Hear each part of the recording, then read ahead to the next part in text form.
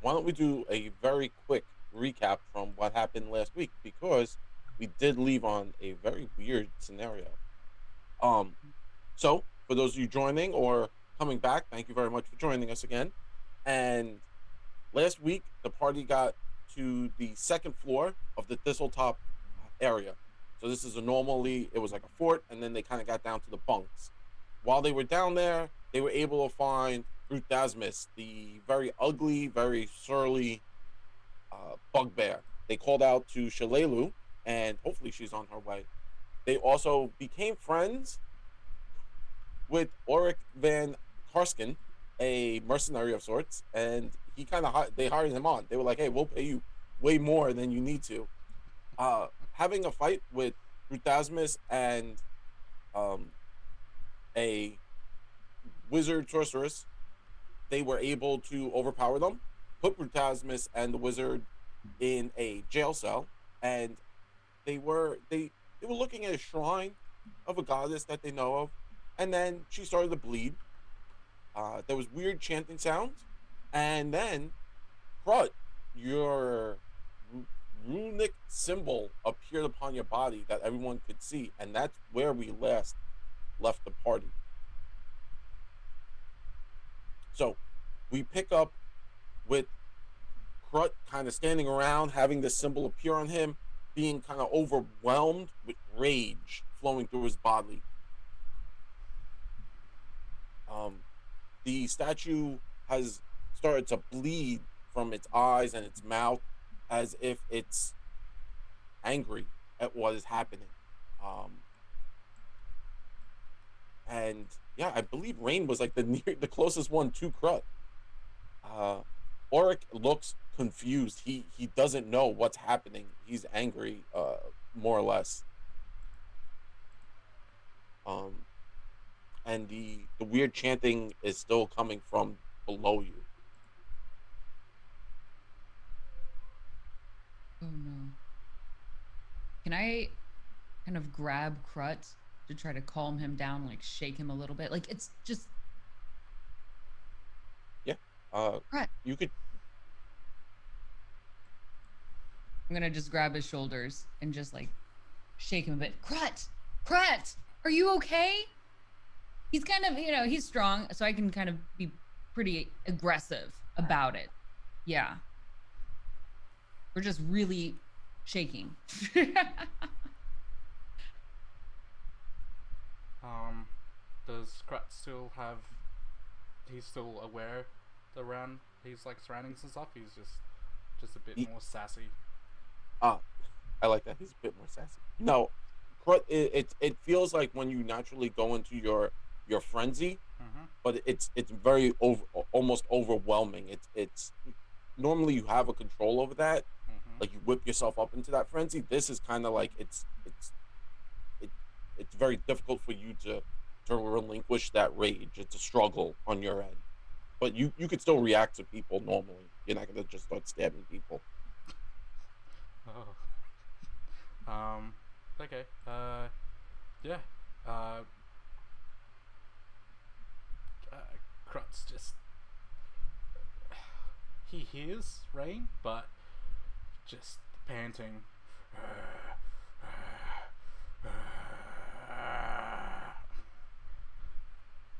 Hey, hey, hey, hey. It's okay, buddy. It's okay. She's gonna just pet him from like the top of his forehead down to his snout, just kind of just slowly just repeated soft touching.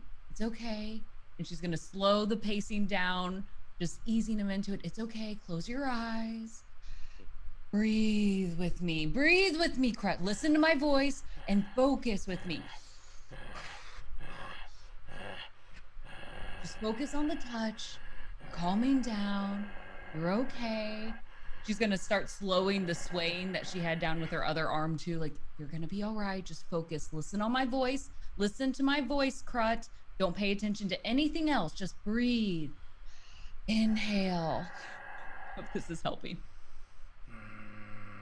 No one have me lead any meditative sessions. Is this helping? Uh, yes. you're still full of that anger, that Mm. rage. Mm. Um, but having Rain kind of focus on her voice and focus everything, you're able to maintain a level of control. Mm-hmm. Um, Just but obviously, stepping on glass, very fragile. yeah, it's eggshells at this point. Okay.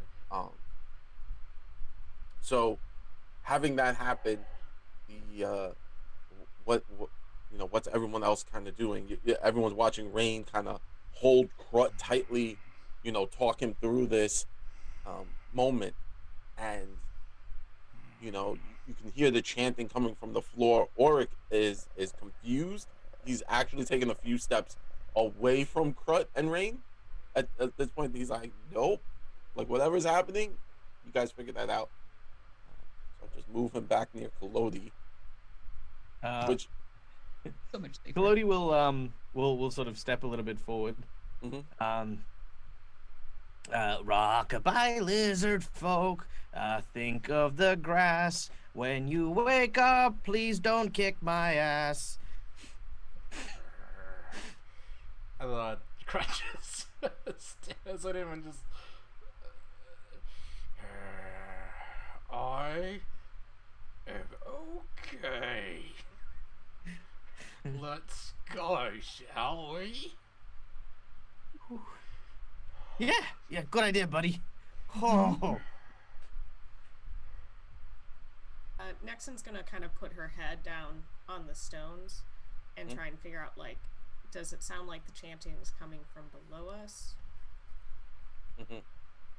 Yes, it sounds like muffled chanting is coming from somewhere below you. I think we need to find some stairs down, and maybe stop whatever this chanting is. And getting away from the bleeding statue might also help. And then sort of like airports, just like to Rain, like, Rain, let's this way. He's gonna like grab Crut by the shoulders and just like, let's go. Just gonna lead him away. Just still whispering in his ear, like, it's okay. We're just gonna keep moving. Stay with me. Malvolo will look to Auric and say, listen, while we are still searching for the woman in charge of this place, we will have you stay here and keep guard of the prisoner. You are in no shape to accompany us in your current... He looks at all his wounds and injuries in your current state. But you will rest assured be paid for your efforts here today. And he looks at Crut and Rain kind of moving towards the back of the room and leaving, and the rest of the group, he goes, yeah, I could totally do that. I'll guard these guys. And then he kind of starts to take a few more steps back towards the cages, and you could hear him muttering, like, it's safer with them than it is with these guys. But Malvolo's like, I know. I want to stay too. And he'll keep going. Kalodi will sort of step forward, and I'll actually approach Cassandra. Hey, Cass, listen, just between you and me, you used to kind of like, the big, strong, muscly sort, bleeding eye statue lady, and, going into trances, getting visions of giant bloodbaths, this all can't be good, right? Well, generally, I'm going to say no, but the fact that Crut didn't attack us all and we didn't pass out, I'm gonna count this one as a win. Okay. Because This one was a win. if Crut ever does decide to go, Crut happy, should we say? You meatbags are stuffed. I'm made of wood. That I can put myself back together. Well, I can't, but someone could. And I kind of like you, meatbags. You're all right. Thanks. I'm glad you didn't explode. That was new. I did explode. Oh my God, Malvolo. Yes. When did you put a bomb in me? yesterday. When? Well, you were pretending to sleep. I like it. Okay, and now keep going on. Role play with myself. Role play with myself. I'm gonna wait for Malvolo to walk, for me and Malvolo to be in the same space, and I'm gonna be like, "That was the bomb." No! I damn it, I laughed. Okay, Malvola laughed. And then Cassandra is gonna just ever so slightly with her hand, it was open, and she's gonna do like, just like a yes, but like a very subtle.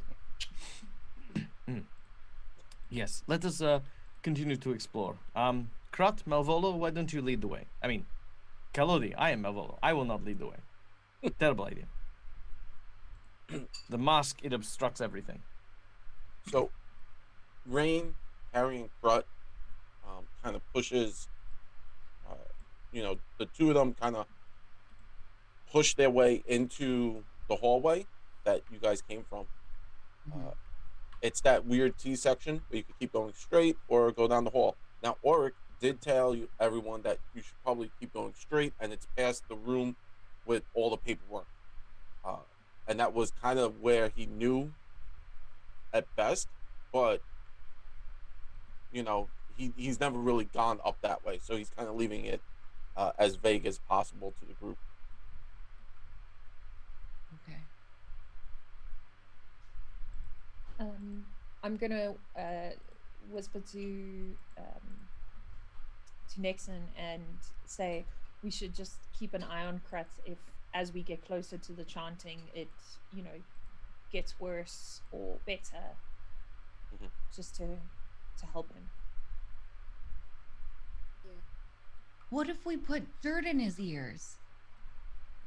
I'm gonna try to grab some dirt off the ground. No, it's okay. And then how about and I'll just pull out some like wads of fabric and kind of like quickly tie together like a headband with some wads of fabric, like very makeshift earmuffs. That looks way better than what I was going to do. Good catch on that one. Maybe a little bit more sanitary. She looks at Crut like, sanitary? Is that the look he's going for?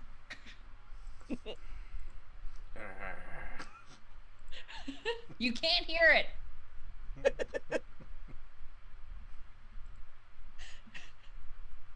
I'm also just gonna, while we're doing making the earmuffs, I'm gonna give him my root magic pouch. Okay. And I'm just gonna put it in his claws and say, "This is for you to keep you safe." And it smells oddly like my perfume that he bought me.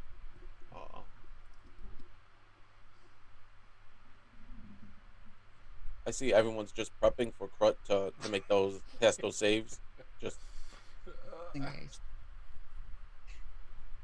so as the group enters the hallway, the chanting kind of becomes louder, which is strange because you can't it's coming from the floor, but now it kind of sounds like it's also coming from the walls.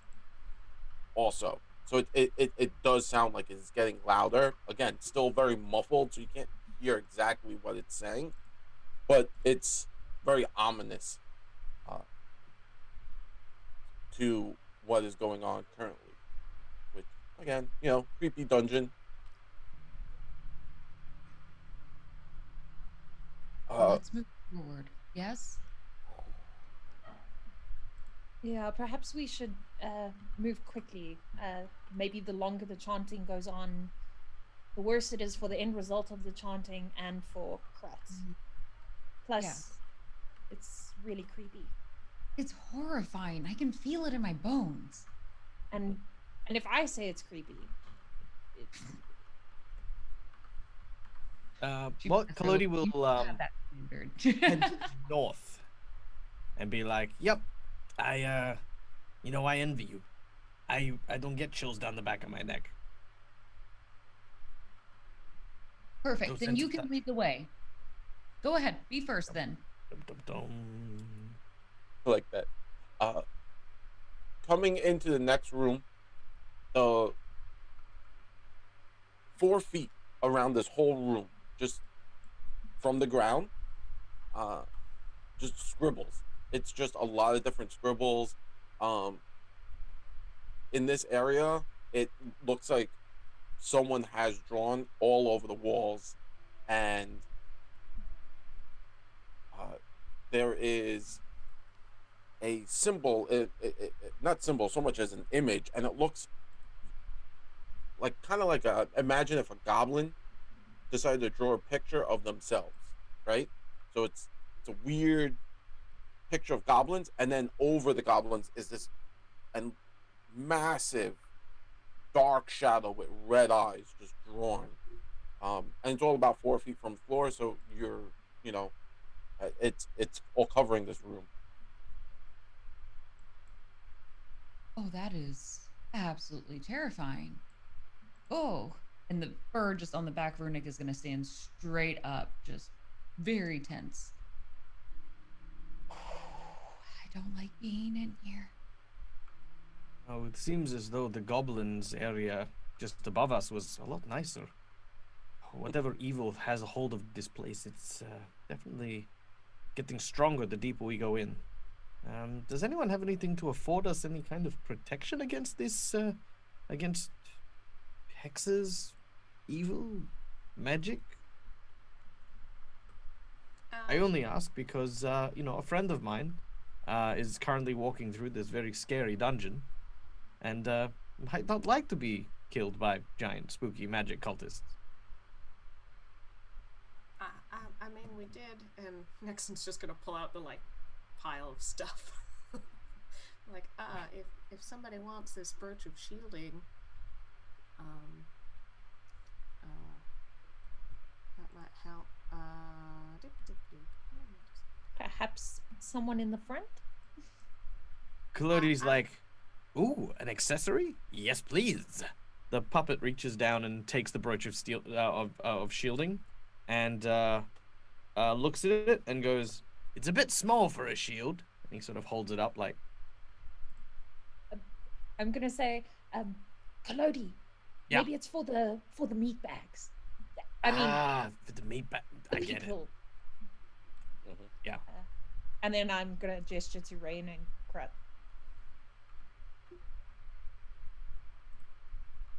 Kalodi will walk over, and Maybe big scary dude, in case things go bad.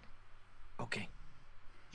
He'll walk over to Krut and say, by the power vested in me, by this little thing that I picked up from Nexon 2 seconds ago, I dub thee Sir Lizard, and I pin the brooch on Krut. Thank you. You're welcome. I'm going to ask Nixon if she wants the necklace of Firebolt, or she doesn't seem to have as many. And I'm going to try and put this politely because I feel like maybe some other spellcasters feel bad. So I'm going to be like, maybe you want some, offensive capabilities for your own safety, kind of. But I'm going to try and put it politely, but it's probably going to come out real weird.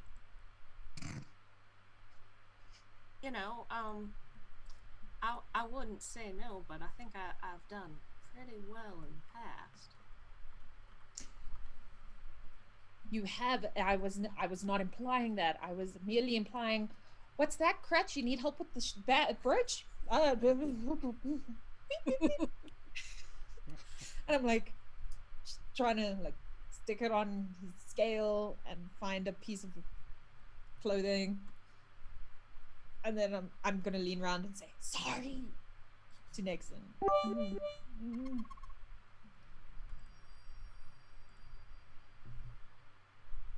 All right. Kalodi will keep moving if there's nothing further in this room. Yep, pushing forward into the next room, going through a small hallway. the group now stumbles into a fairly large room. A large table sits in the middle of this room, surrounded by chairs filled much of uh, fill everywhere in the corners, all over. A slate board to the north is covered with scribblings in chalk, but the map of Sandpoint that has been carefully inscribed on it leaves no doubt as to the purpose of this room. This is doubtless where the planning on the attacks on Sandpoint have come to fruition.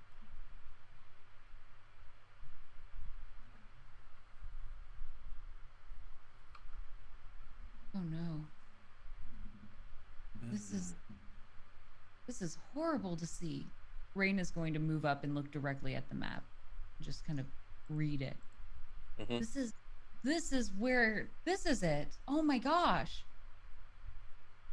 Why are there so many X's on the orphanage? The monsters. They were targeting? When looking over the map, Rain, you can now see uh, on the slate board there's something where your guy's location is, right? So you have Sands Point, and then you have a smaller location that shows Thistletop, and written, um, it says the Whispering Beast is tamed in this area. Additionally, looking over Sands Point, there's a number of X's, many on the orphanage, uh, and underneath those X's all say uh, Spawn, Spawn.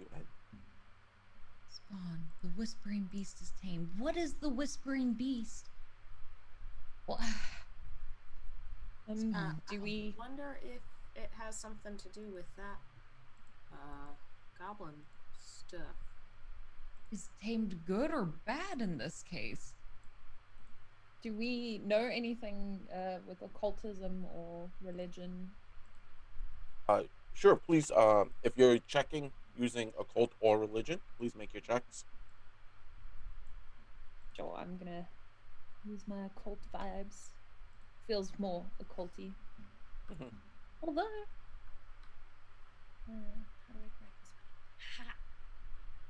Am I gonna be able to roll on the thing today? Did it come through? No. Yes. Oh, wait. It just takes Here. a second. Okay. Yeah, No, you're fine. that's Addition. next and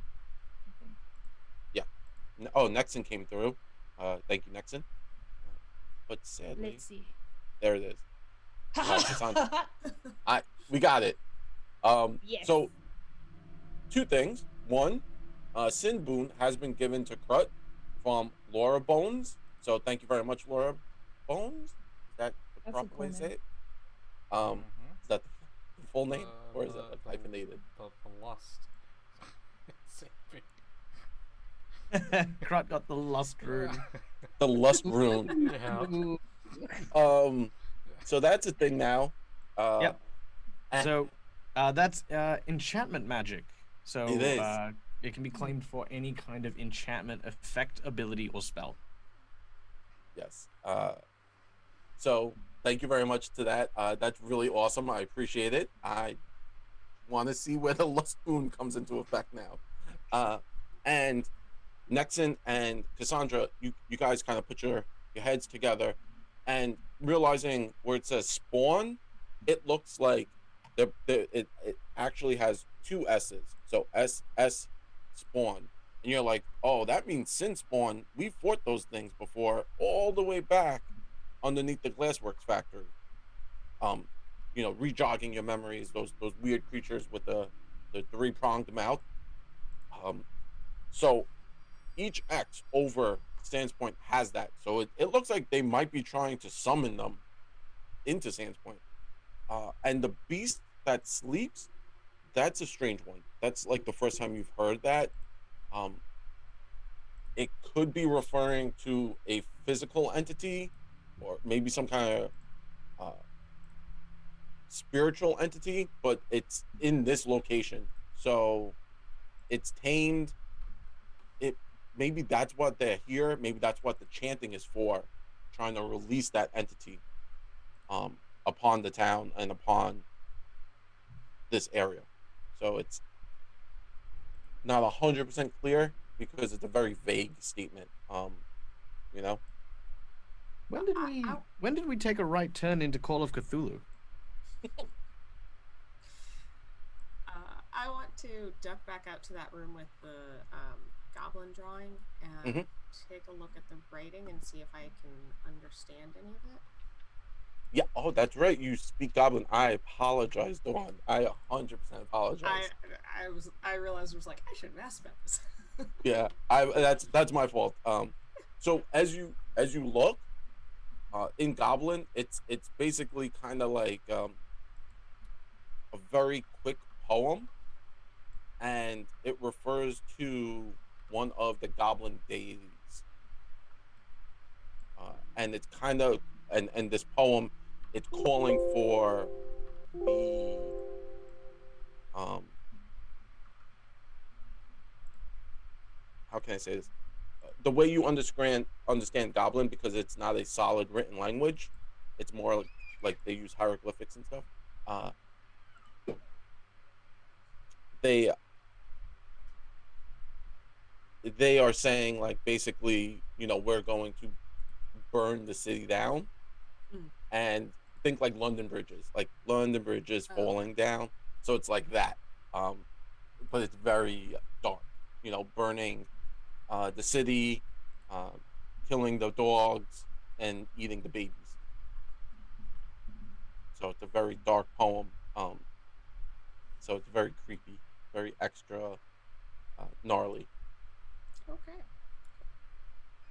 Well, no hints at beast that sleeps, but seems like the goblins definitely yeah, they wanted Sandpoint to burn down.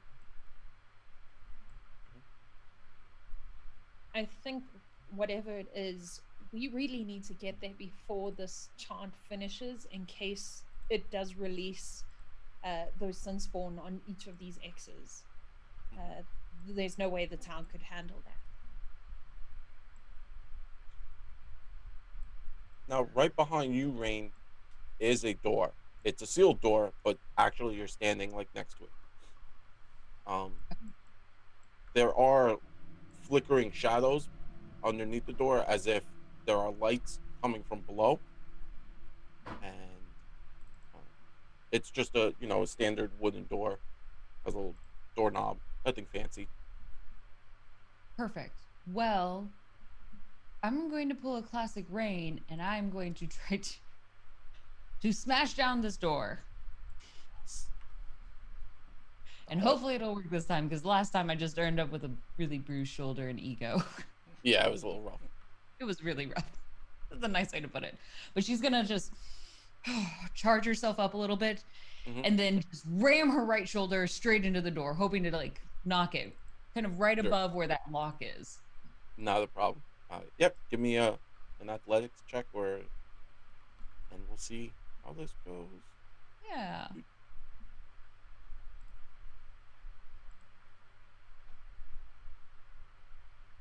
Oh wow, nice. So Rain slams into this door. The door kind of like lunges off of its hinges and bursts wide open, revealing a staircase leading down below. The lights create the shadows as if they are dancing along the walls and the stairs, as if creepily it kind of looks like people are descending the stairs, but it has to be the lights. It can't be real people. Um, a force kind of comes in to the room. Everyone can feel it now. It's kind of like everyone has the heebie-jeebies. There is no physical understanding, but everyone can feel just a heaviness in the air at this point of the door being open. Okay. Well, I open the door. Kalodi, how about you go down first? I'm going. Spirit bad guys things. Oh, Mr. Bad Guys. Perfect. Avon calling. Nice. Just gotta throw these over. The map kind of stops here. Can't go Right. down. It totally goes down. There's a wall. They're like, oh, there's nothing. Okay. It's a dead end. Yes, we go. Hey guys, We look, can it's go a dead home end. now. We It did goes it. down maybe 10 feet. Who Done. builds this? We searched this whole dungeon. Oh god! Nothing's- Oh god! The wall ate me. I did send over the next maps. I don't know if everyone got them. Did they not load? Yeah, No, I got the map. I got the map. We're just being difficult. I just want to double check. I was having some technical issues on my end.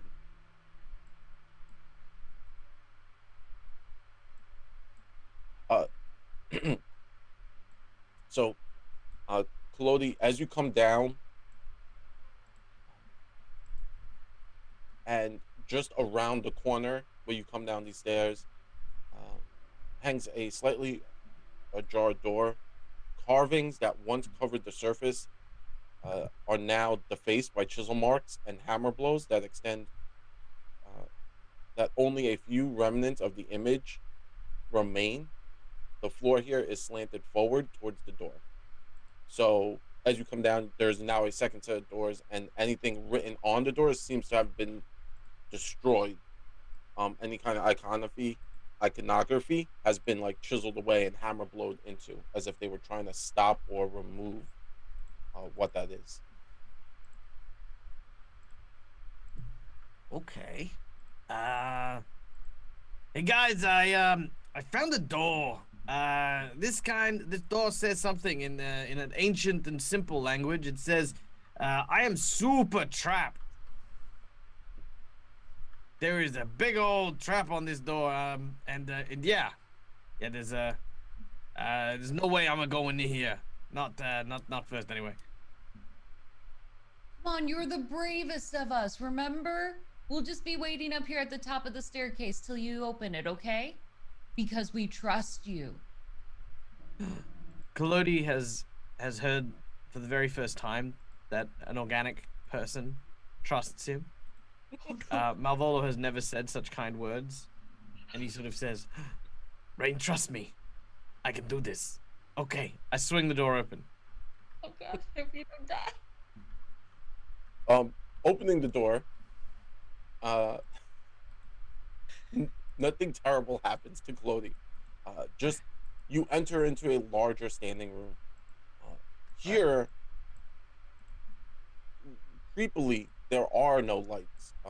I know there were lights coming from the hallway and dancing shadows along the walls, and you would assume coming into here there would be more light, but it just gets darker. Wow. Two There's pillars. a really dark room here. Yep. Two pillars kind of support the ceiling here. In many places, the stone walls, floor, and ceilings are caked with ancient grime and soot.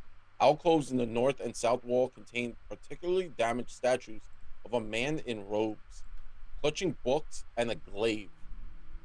The entire room is caked, canted towards the west, so it's slanted to the west. And whatever ancient upheaval caused this complex to tilt and knock over the statues from their base have ended. So the floor is stable, and you don't really have to worry about like it collapsing in more. Additionally, in front of each statue is kind of like what looks like a pool of oil or liquid. It's very gross. Ugh. Yuck. Apart from it being unsanitary, it looks pretty clear. There's another door here, but just some smelly old statues. That's about it. Okay, don't go too far ahead. Wait for us. You stand guard at that door, all right? Okay. Yes. And she's gonna start leading Crut down. Okay, Crut. Stay focused. Keep breathing. So Rain and Crut kind of start to come down into the second floor. Nexon, Cassandra, and Marvolo. Are you guys just gonna kind of stand at the top or just be like, let's see Excellent. where it Follow goes? down. I'll follow too. Awesome.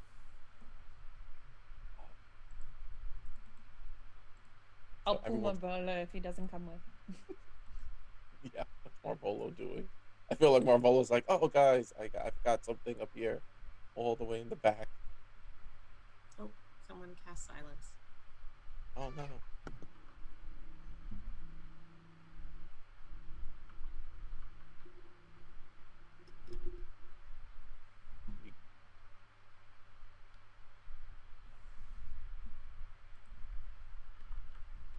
Right. So everyone's okay? Yep. Cool. Uh, Rain, as you take Crut down more, again, the creepy shadows on the wall seem to be moving.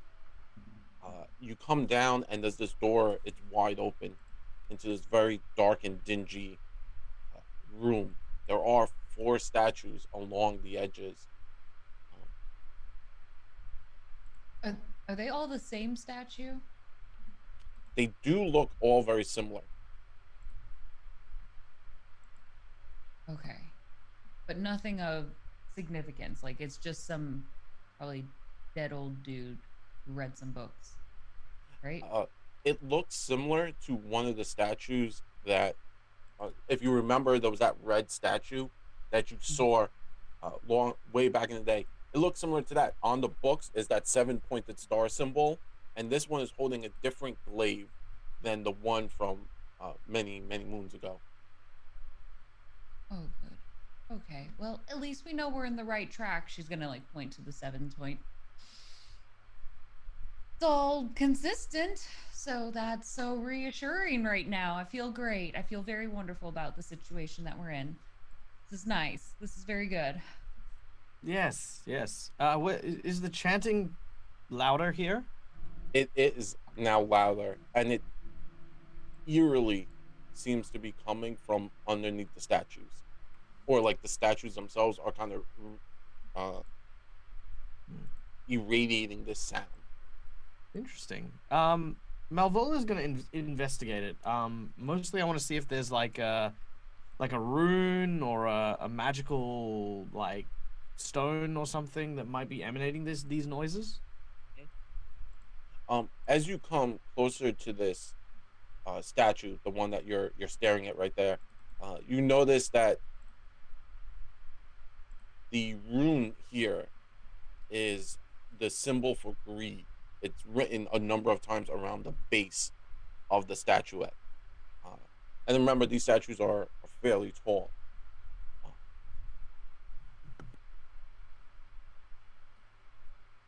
Greed. Is this Statue someone I'd recognize. mm-hmm. Sadly, the statues have been defaced and defamed. So, like unless you're like you just kind of walked in, you see like a messed up statue. The faces have been destroyed to kind of remove that control, and you kind of come in and you're like, oh wait, he's saying greed. I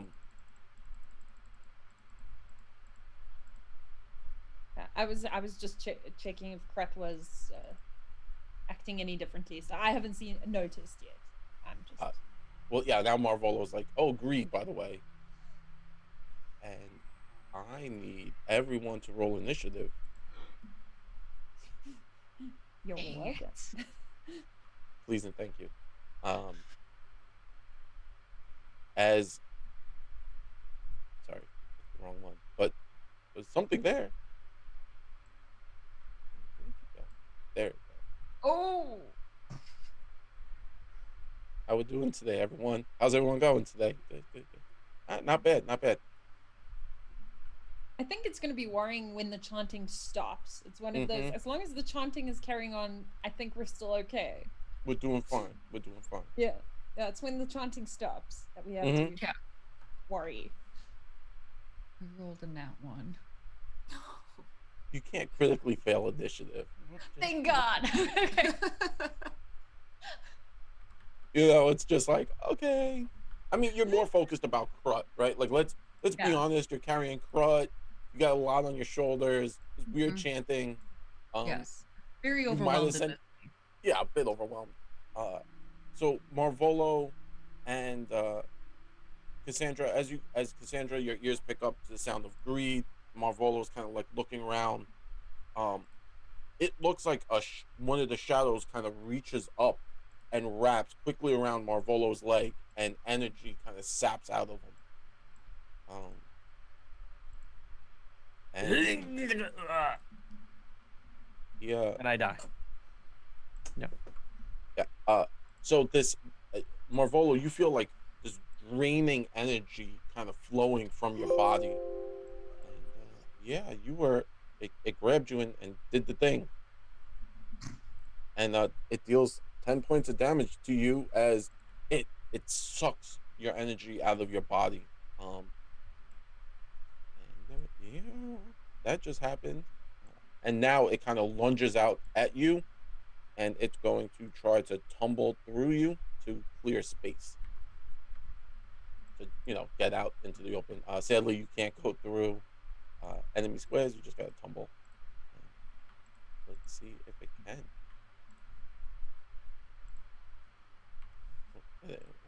No, everything's just dragging on my screen now. Yes. So it's able to tumble through and kind of stops next to Kolodi and you. Now, hop surprise.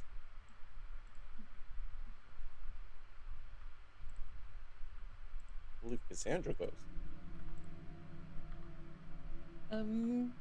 So I'd sort of recognize this minion as like something used by our landlord. Yeah, your landlord. Yeah. It's one of his evil henchmen. Uh, So is it undead? Would I It- know that? is it undead? Would you know that off the bat? Let's probably. You would know whether or not it's undead. Uh, it is undead, of a sort. Yeah. Cool. I'm going to cast Disrupt Undead. Yep. Make it happen. Okay. Let me. Okay. Boop. Oh, it needs to make a Fortitude save. Got it. Not a problem. DC 20.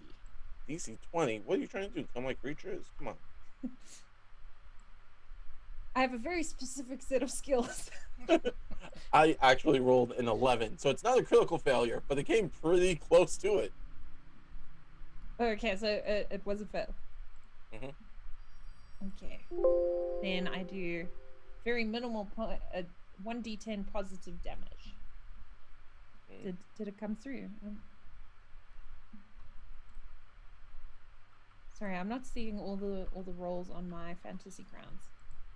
It is not coming through, but it's okay.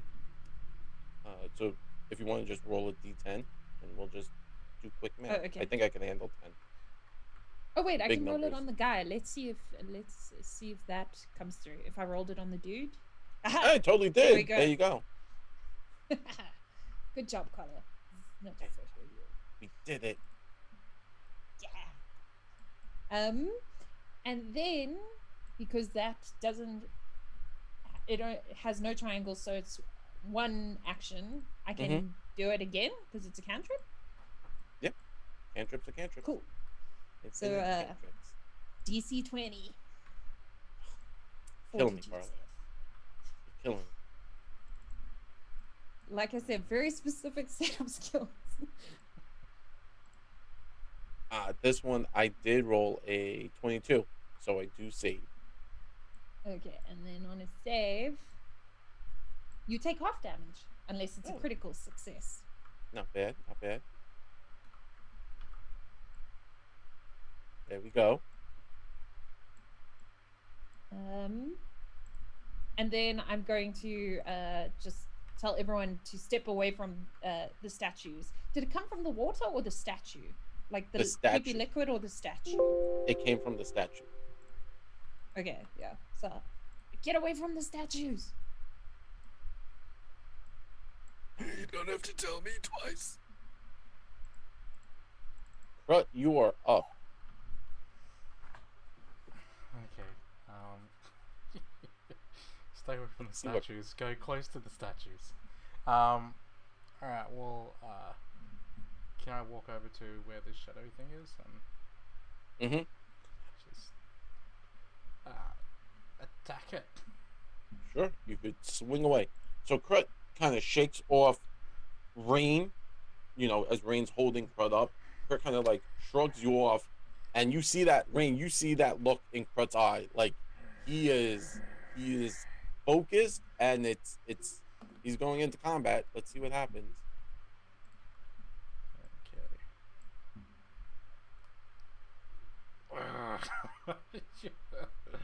Yeah. So Collodi and Marvolo, you're standing next to Crud and Rain, and Crud is just swinging wildly. He kind of just starts to swing, and it's very bestial. Um, And he's going to attack again with his last action. mhm. And again, it's just these wild haymakers of a swing that Crud just keeps whipping out. Uh, now from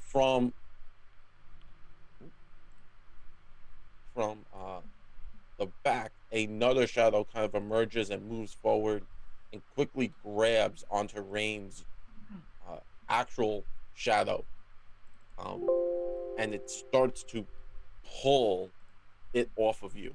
It's trying to yank your shadow away from you, and it can't. And you feel like this tugging of energy, and then it's going to lash out and again wrap its weird lanky tendrils of shadow around your leg, and it's going to suck life out of you. Ah, Oh, Um, and then it will end its turn because it was trying to steal your shadow. And Collodi, you can go. I think Elodie goes off at the same time as As Malvolo. as Marvolo, sorry, yeah. So Collodi has a 12. So we're gonna put Collodi as He's at an 8 with me. yeah. Sorry about that. It's actually Nexon. So Nexon, you get to Cool. go. I don't have the map. Oh no, But I got you, Nexon. there we go. Sorry about that. That was my mistake. Yeah, cool. Next, I'm just gonna kind of see these shadows appearing out of the statues, and yeah, she's going to just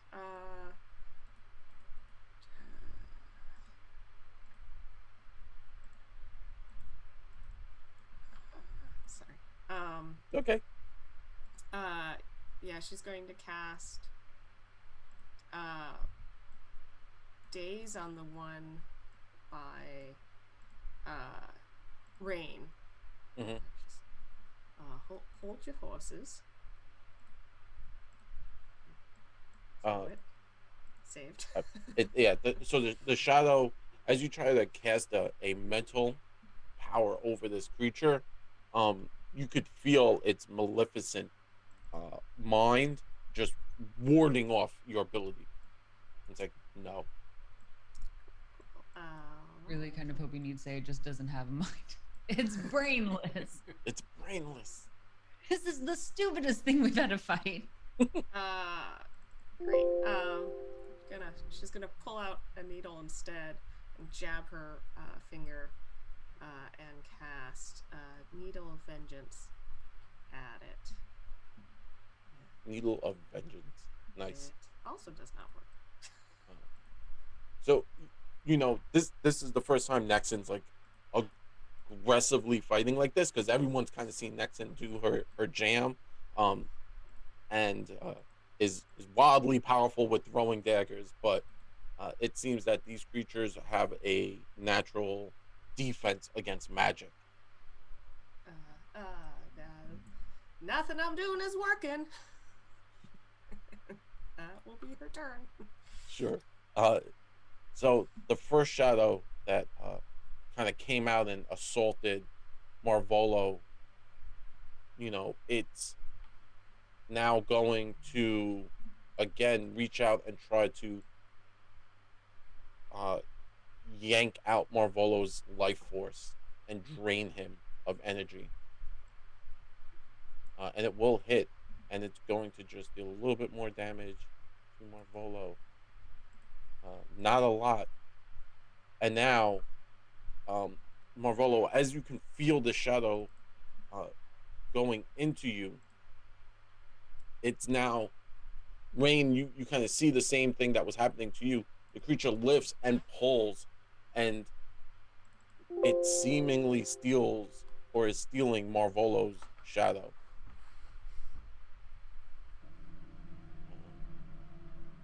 So that's upsetting. Malvolo finds it very upsetting. Not only is this creature with kind of, inky black kind of hands is touching me, it's stolen my shadow or stealing my shadow. Yeah, and it kind of just yanks your shadow out of your body, and it causes you to become enfeebled because it just wants to do it. It's a jerk. Oh, Jack. And it's trying to eat your shadow, or you know. Don't keep my shadow. Ah! Kalodi, protect me! You jerk. Yep. Cool. And that is the end of its turn. Rain, what would you like to do? As you could see this is happening. I've got an initial question. Mm-hmm. So I know the room itself is not very, there's no lights inside of it. Yeah. There are lights from the hallway. How, because these are like shadow-like creatures, how are they responding to that light? You could tell that they're not going near Nexon. They came towards the people closest to the room. And the weird thing is, remember, Claudie came in and kind of walked through and had no issue. But it was kind of when Marvolo and the rest of the group came in that these shadows kind of appeared and started to attack. Okay. I'm gonna try and produce flame. As an opportunity to create my own source of light within this and to attack with it. We're gonna see how shadows play with light, I guess. So, Rain, the moment you produce this natural light, the shadow that's near you kind of slinks away from you, as if fearful of what's happening. Yes. Good. Okay. I feel like a monster, but I'm just gonna hold my flame up, kind of. I had pulled this. Ignore that dice. I'm gonna pull my flame out, and if it's slinking away, can I use that as an opportunity to move over closer to Malvolo to help save him with my flame out? Yeah. So yeah, you could kind of move towards Marvolo. You could take your action to kind of get closer and closer to Marvolo. Yes. Holding your flame out to generate that light. I'm just gonna kind of wave it around. Back, you beast! Go away! Yeah. And every time you're kind of pushing it out, they slink away. Like that very 1920s vampire, Good. They move away, kind of leaning back into the darkness, and then every so often they'll lunge back out at you, and then as you push your flame towards them, they slink back away. Okay. Is there anything flammable in this, piece of wood, so that way it can create more of a lasting fire? Collodi is made out of wood. Additionally, you in front of each of the statues there were these inky, oily black substances that might be flammable. The inky black. How much is it everywhere? Okay. Or are we gonna roast ourselves alive? If they're flammable, Malvolo will suggest. Rain, can you get Krutz away a little bit away from Kalodi? Sure. Can I just kick Crut away? Yeah, you could throw your shoulder into him, because at this point Crut is wildly swinging and seems very bestial. Perfect. I'm just gonna like shoulder check him. Yeah, so she's able to push Crut back 5 feet. And seeing that inky black substance, why don't you give me a nature roll? Okay. I hope my nature roll is good. Nature. Oh yeah. Okay. Hmm. So 14. yeah, so looking at the oily substance in front of these statues, in front of the brazier, it is in like a bowl. So your natural assumption is it's probably used for lighting. Um, it it's very common to have some kind of like offering bowl that would be on fire.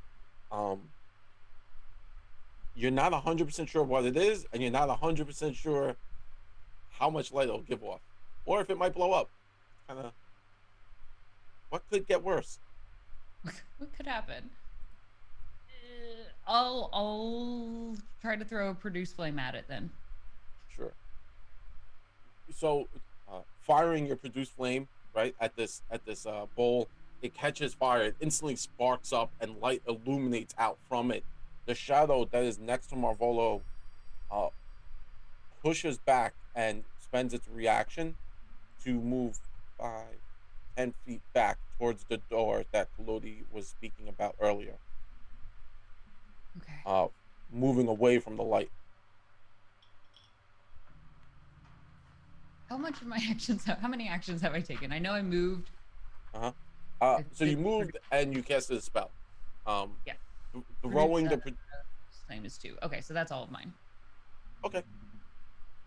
I did a thing. Yes. Yeah. Shadows hate light. Figured it out. That was the puzzle. Kalodi As Mar- at the back is gonna say, "Oh yeah," and like, not the tactic we use, but I'm sure others have. Great thinking, Rain. All right. Malvolo will move slightly backwards. And can I kind of pull Rain? Well, like sort of. I mean, look, Rain is really big. I'm not gonna lie. Malvolo just doesn't have the strength to do that unwillingly. But Yeah. can I sort of guide her towards me and move her 5 foot away from Kalodi? Of course. It's just more or less, is Rain going to choose to go with Marvolo? I trust him this Yeah. time. All So right. you're quickly able to kind of move. All right, and I'll say, all right, Kalodi, I do not regret this in one single bit. Click, boom! I will pop Kalodi again, and where he's positioned, 5 foot around him also includes all 4 spaces in front of each of the statues Ooh. and those guys. Ooh. All the damage as I Okay. cast explosion. Ooh. If we have any anime fans in the audience who like Konosuba, it's like one of my favorite animes. Yep. Explosion is a very important spell to have. So yes, that is a reflex save from everyone, including Kalodi. And if he fails, he takes some damage. Uh-oh. Oof. Oh, no, he's fine. Oh, he's okay. Oh, is he fine? Hang on. Hold on. What's my spell DC? Spell DC is...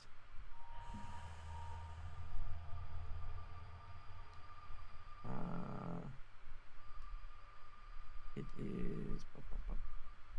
What is my... So I'm... It's your intelligence. Yep. So you're level 4. Yep. So it should be 18. Is it 18?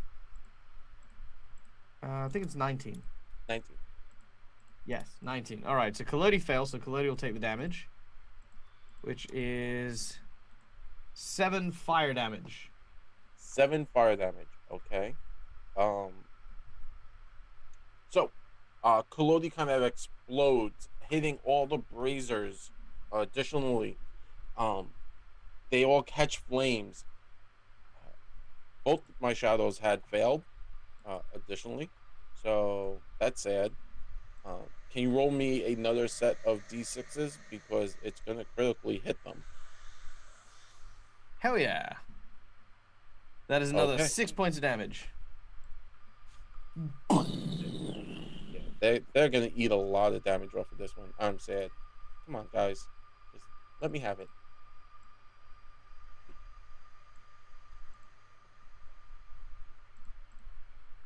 So they are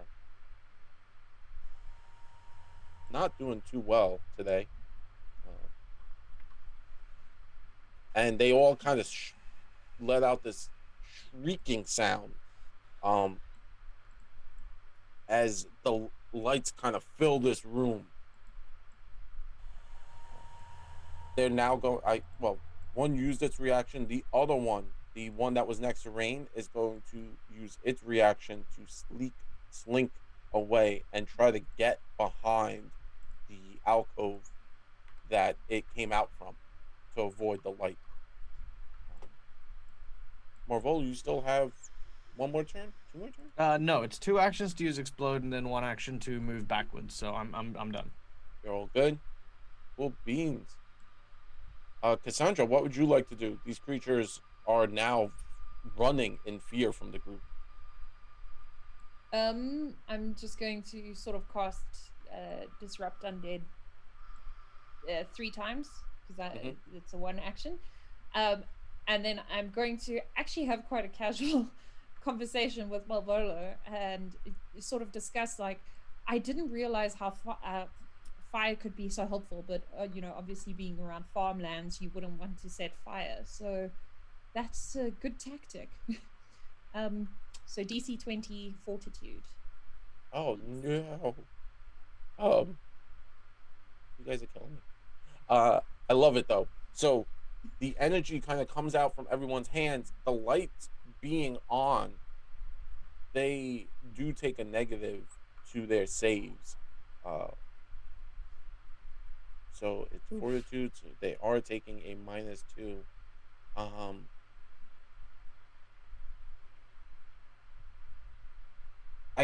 Okay. So the first one is a critical failure.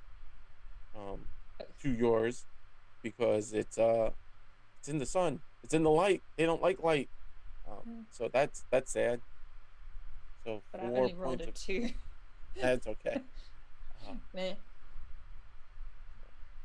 So Maybe we my are- magic also doesn't love the light so much. it's like no, I don't want to go out there.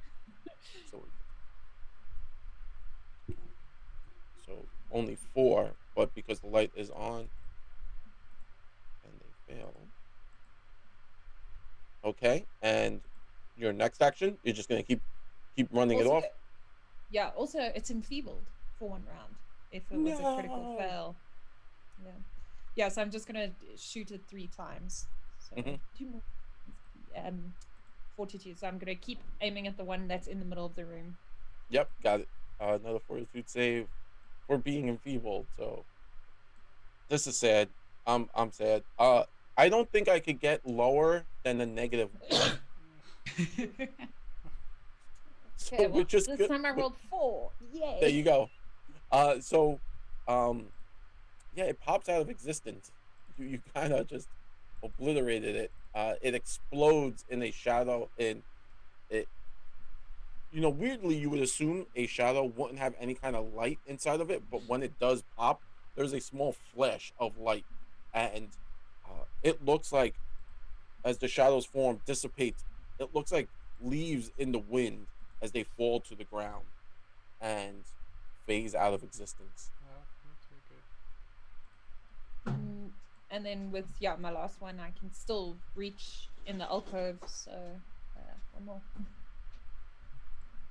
And I'm gonna keep casually talking to Malvolo and say it's actually really easy. I wonder all this time, and then I'm gonna just mutter to myself, he obviously didn't want us to know, and no one ever thought. Right. So I have to make 1 more save, correct? Yes, please. These monsters. I got the naked. I critically failed. Can I get a critical fail card? Oh, I All rolled right. a 10. I rolled a 10. Yes. Yoo-hoo. So double damage and enfeebled. Murder.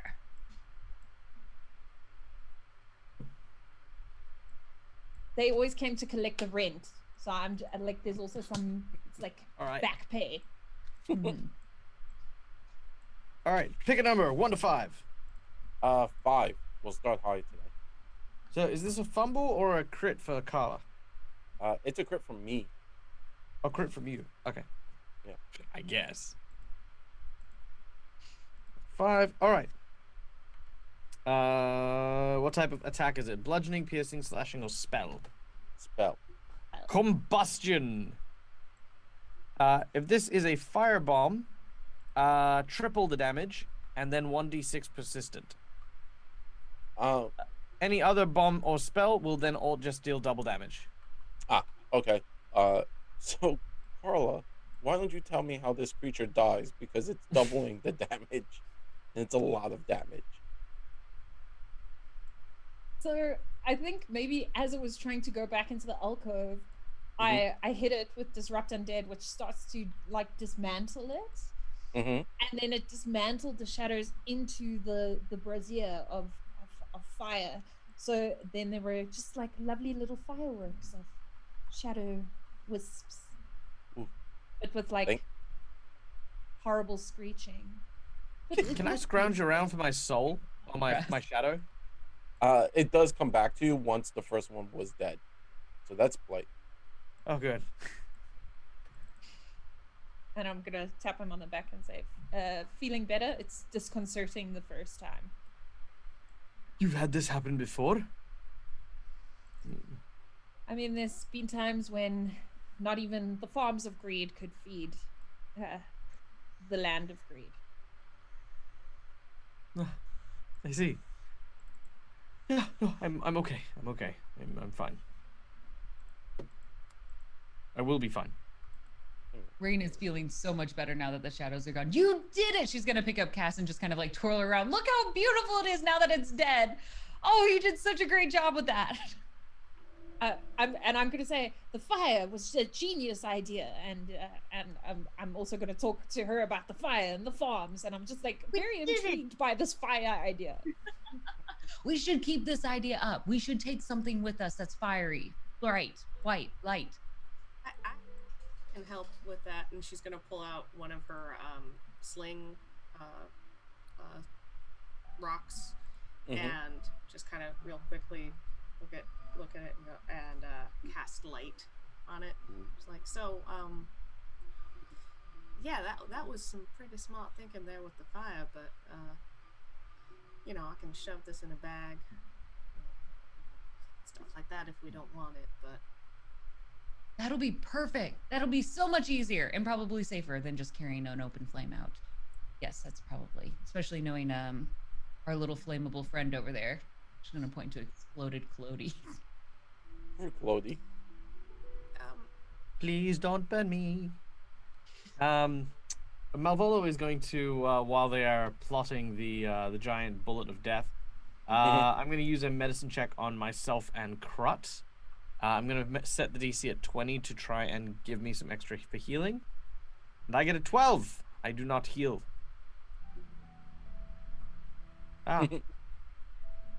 Nexon's gonna walk over to Clody and kind of tap on some of the like scorch marks and be like, do you want me to take care of some of these things? Oh yeah, no, these are starting to smart a little, you know, but unfortunately, I don't know if you can help me anymore because now it takes downtime actions to heal me. Yeah, there's a whole new rule set. So so basically, to heal my construct, I need to take a downtime action during an 8-hour rest to heal him. Oh, mending no longer works. Yeah. Oh, actually, no. Mending should work for some basic, I think. Yeah, mending does work. It will give. It was a whole. Ignore that. I mean, if we can take about 10 minutes, I can. At least do Yes, something. and in fact, I think we could all use a good 10-minute rest. The While I chanting's quickly. still going on. Mm-hmm. Cool. And Yeah. it doesn't, Maybe. in our occult ritualistic ears, it doesn't sound like it's, you know, in the last act of the chant. That's true. Maybe 10 minutes might be the difference between. No, it doesn't sound like it's coming to a head. It's more or less coming out of these statues. And weirdly, um, if you were to listen to the statue, uh, it's still mumbled, but now every so often you can hear a word uh, here and there. It's all broken and fragmented, but it seems to be kind of like on a repeat, on a loop. So the same words would be given off, but you would still be missing the rest of the sentence, and you couldn't like put it together. It doesn't seem to be coming to a head, and I would also like to potentially look at these statues, if we may. So, and then I'm going to look to Krat, if he's okay, and say, I think we could take a short break. Yes. Looking at Krut, he is like shaking. It looks like it's getting worse for the most part, and the runic symbols on him are glowing and they are intense. Um, it's not like he's giving off any kind of heat, right? Like it's just an intense light is coming off of them. But he is still, handling himself as, like I'm angry, but hasn't started to eat anyone, which is a good sign. Yes. I will try once again to tend to his wounds during the course of the rest as well. And I'm going to Mhm. use the ward ability to use it on myself as well. Just get a little bit extra healing here if I can. Yep. There you go. So in that 10 minutes, anyone with focus points can kind of refocus themselves and recover a single focus point. Additionally, Nexon, um, the mending cantrip would work. So Okay. you could still. So that will be. Uh, do, do, do. 5 hit points. Nice. Do I glean anything extra other than the fact that the statues are, you know, the Runelord of Greed? Um, so what is strange is this is the Runelord of Greed's area, and it seems that you're now entering more or less their temple. The face and the carvings have kind of been scratched and hammered at, so it looks like whoever came down here is trying to remove his power and control and usurp it. That's the best way to look at it. Like they've destroyed the face, they've destroyed many of the symbols, they've actually scratched out the Rune Lord's name on all of them, and on his book. Normally on there in this grand statue on the book, the symbol for greed has been like hammered on each statue's book. It's been like destroyed, and then it looks like someone crudely carved the symbol of wrath over their book. So it looks like they're trying to usurp the power here. Yeah, I'll tell everyone that while we're looking, and I suppose it makes sense why they would put the braziers with flammable liquid in front of the temple's guardians. Mhm. So Can't believe they would perhaps defeat it. Sorry. no, after you, right? I can't believe they would deface this and just. This is something awful to go this far. This is a lot of effort. Well, I mean, whoever is whoever decided that this was an endeavor to put all of this effort into, there must be some reason why Nualia decided to go to these lengths. I mean, if we believe what the creature back in the Well of Wrath had taught us or told us about this, then Nualia is the chosen. And, well, if this is what the cost of power is, then perhaps we might be able to still reach her before she falls too deeply.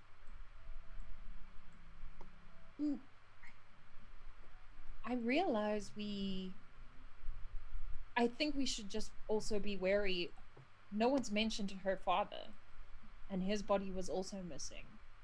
And if I've learned anything in my time, it's always count how many bodies there are and how many are reanimated.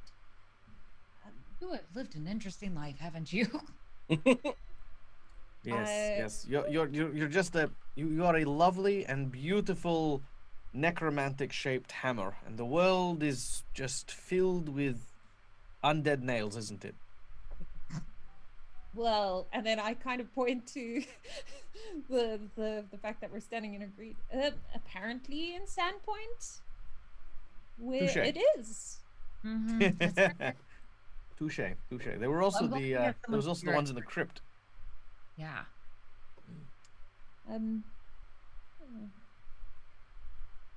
Okay, well, I guess we try to go through the locked, scary door, right? Without Is it light. locked? Is it? I thought Claudia tried it. Or it looks scary, maybe. That was it. It's totally scary. No one gave it a good try, but you could give it a good try. I don't know. Somebody else can. Malvola is going to inspect the door for traps. The door is locked. It's not. You don't see any traps or any area that would have traps. I will attempt to pick the lock. Sure. Give me a thief check.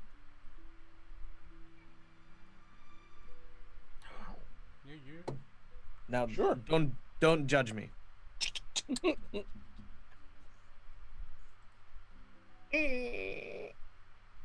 No judgment whatsoever around Look. anyone, right, guys? Yeah. It was rough growing in the mean streets of Zin, the name that I know my place to come from. Yeah, Yes. rough streets. Claudia will enter first. Sure. So what everyone sees is this very short hallway rises in a slope to the east. 5 feet from the western door, the floor is polished and shiny, unlike the dusty floors everywhere. A pair of stone statues depicting stern men wielding glaives stand in alcoves north and south of the section of the hallway. At the end of the hallway is another statue of that similar man. At this point, you realize their faces have all been destroyed. Also, you can see doors to the left and right of that statue. All right. Claudia will enter, quite brazenly, and Malvola will go, wait! But Claudia will not listen and step to here. Yes, Collodi Neo needs to make a check, a reflex check. Please and thank you. Okay, so what suddenly appears on dropping from above onto Collodi is a Sorry. sign that says trap. Yeah, right. That's literally what happened. Is this huge coin, boom, doom, doom, doom, doom, doom, doom, Yep. lands on him. Just says trap. Basically, what happens is a cage kind of drops onto Collodi and slashes into him with glaives.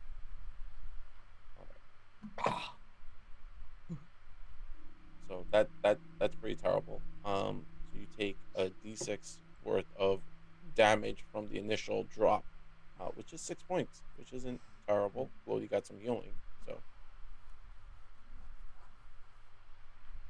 I don't feel good, man. Lodi is our dungeon canary. yeah. It's a dungeon canary. And everyone can now hear. So it was like this massive like boom, boom, and it dropped around Collodi like that game Mousetrap.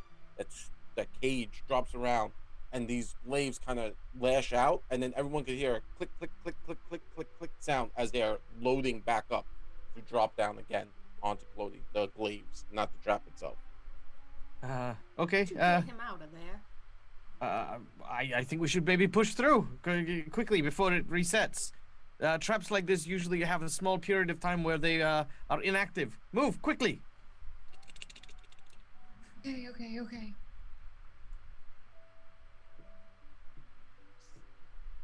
So Rain and Marvolo kind of rush forward, carrying Krut, and Cassandra and Nexon. You are towards the back, and you can now see that it's reached its pinnacle and is going to come crashing down, probably if stepping back into that area. Marvolo, Rain, you are near two doors, left and right. The one to your left is slightly ajar, and the one to your right is closed. Which way would you like to go? Left. Sure.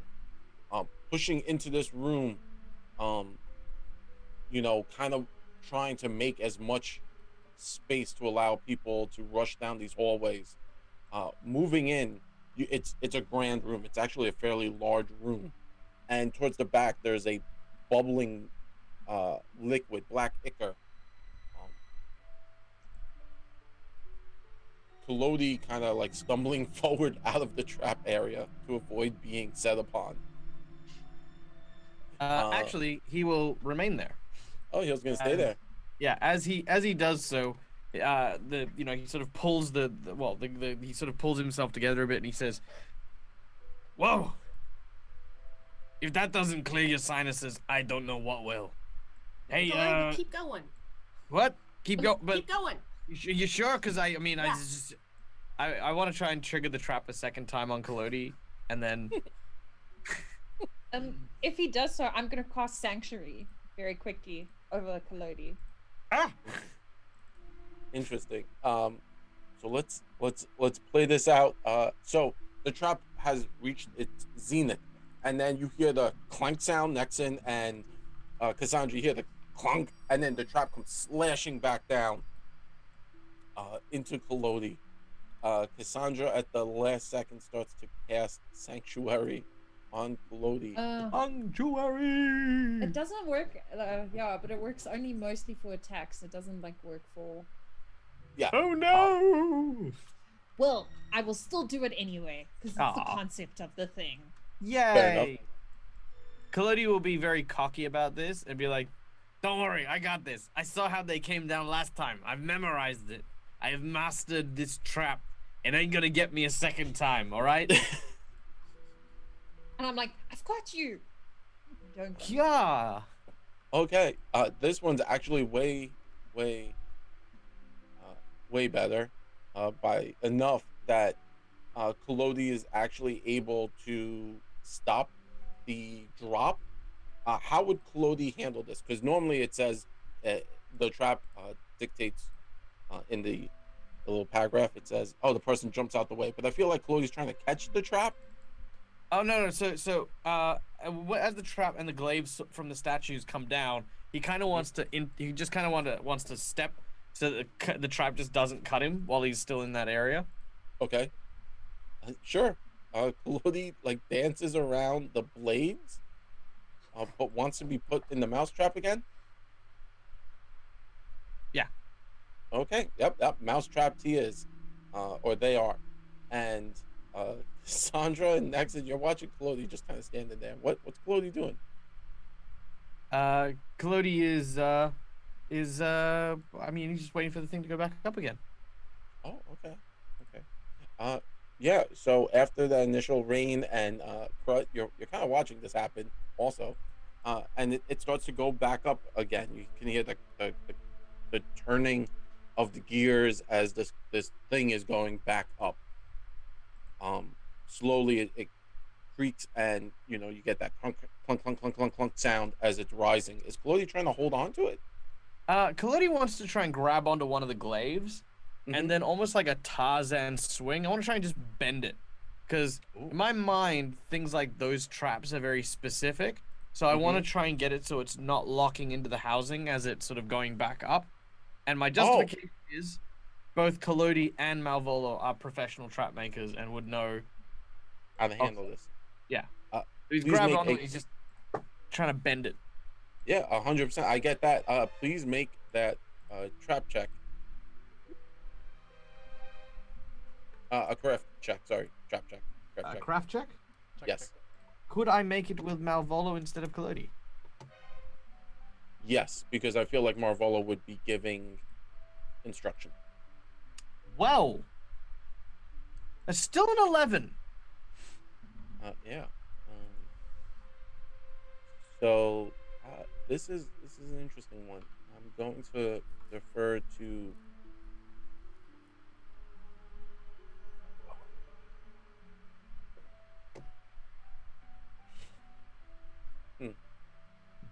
Would you That's like to right. use a? Would you like to use a hero point? I don't have any more hero points.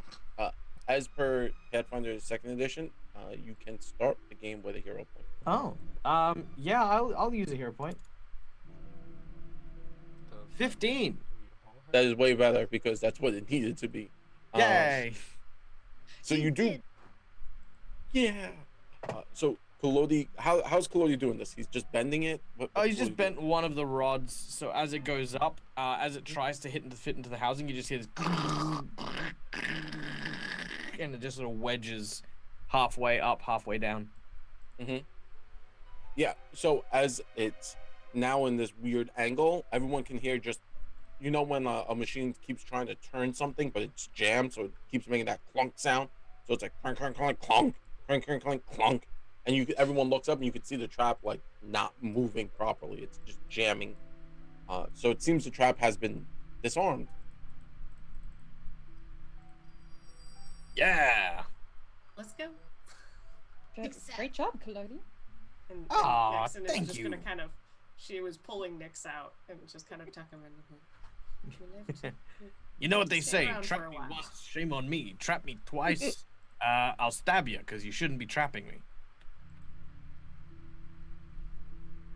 I'm still just gonna wait till there's space so that I don't like hover under it, in case. Perfectly fine. Rain and Prut, which way are you guys? You guys are gonna follow behind Marvolo?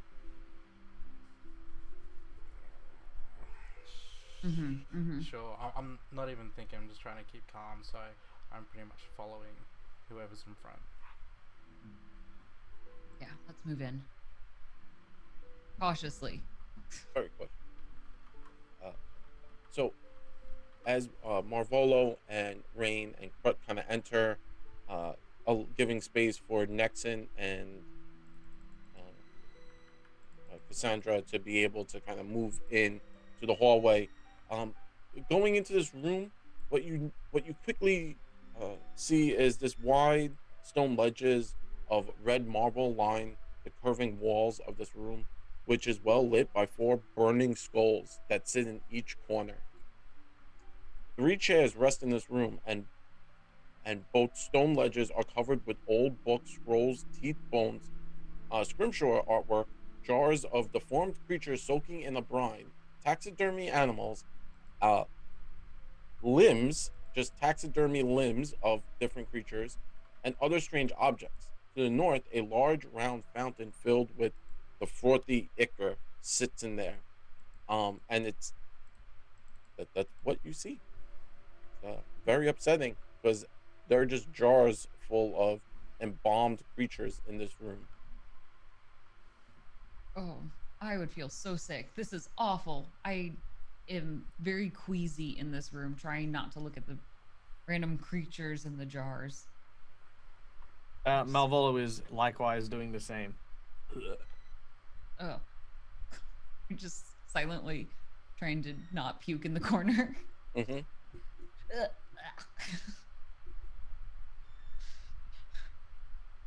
I'm fine. I like. I'm bombed.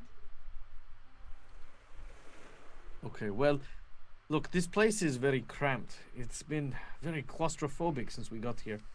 I can see why goblins have taken up residence here, but we need to keep moving. Rain, are you okay? I just need to get out of here, please. Let's get out of here. It's a small room with a lot of things I'm uncomfortable with. Okay. With all the traps that we've seen, I think I'll take the front for now. Stay close. We'll move swiftly. Do you want Malvolo will an move to the next door. Sure.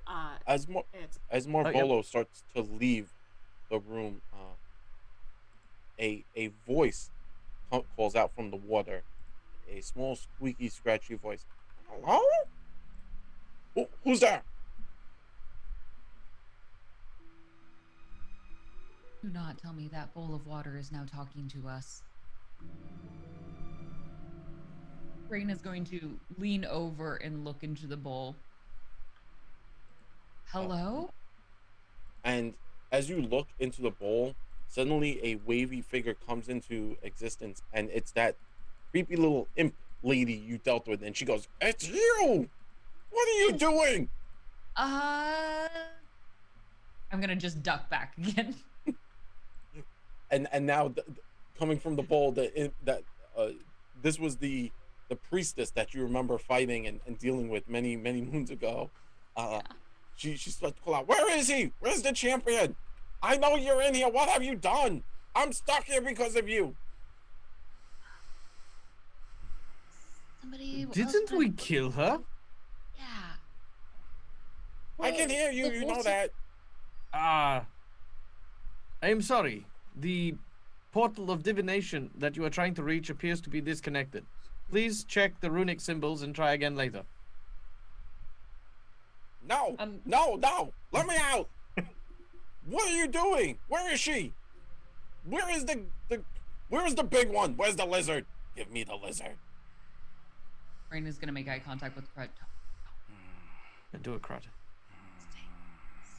And Collodi's standing there looking at Crot like this.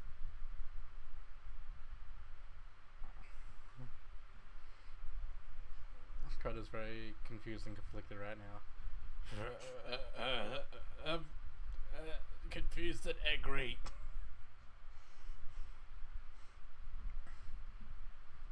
Note What's yourself. everyone doing? Where is Nualia? Why are you in my temple? Let me out. Rain is still ducking down, but her antlers can clearly still be seen over the bowl. It's like just up here. Yeah. Malvolo will Put up take shop. an opportunity to step forward. Nualia is not here. And your You angry done- spirit has nowhere to go. You are a blight on this place, and I will not allow you to continue to influence my friend Krut, and I will not allow your champion to succeed. There's no way to stop her. She is too powerful for you. Now set me free, and I will take mercy on some of you. Well, starting with number one, I do not know how to make you free.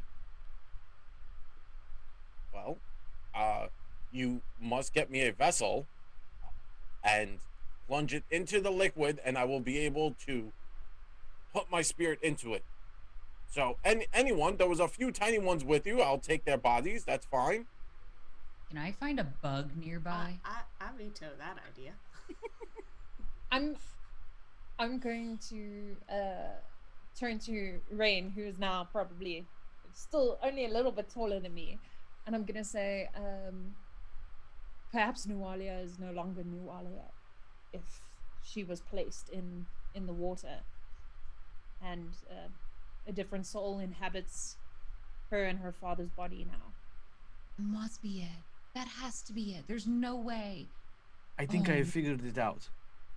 What if the soul of the father was the one who started the ritual and has taken the body of Nualia for himself after his death? That would explain why the body is gone. That's awful to do. I can't even imagine. Yes. No. Maybe I'm just. I've read too many Pathfinder romance novels. It's terrible. This can't be right. Malia must be just out of. She's not her. She's not her.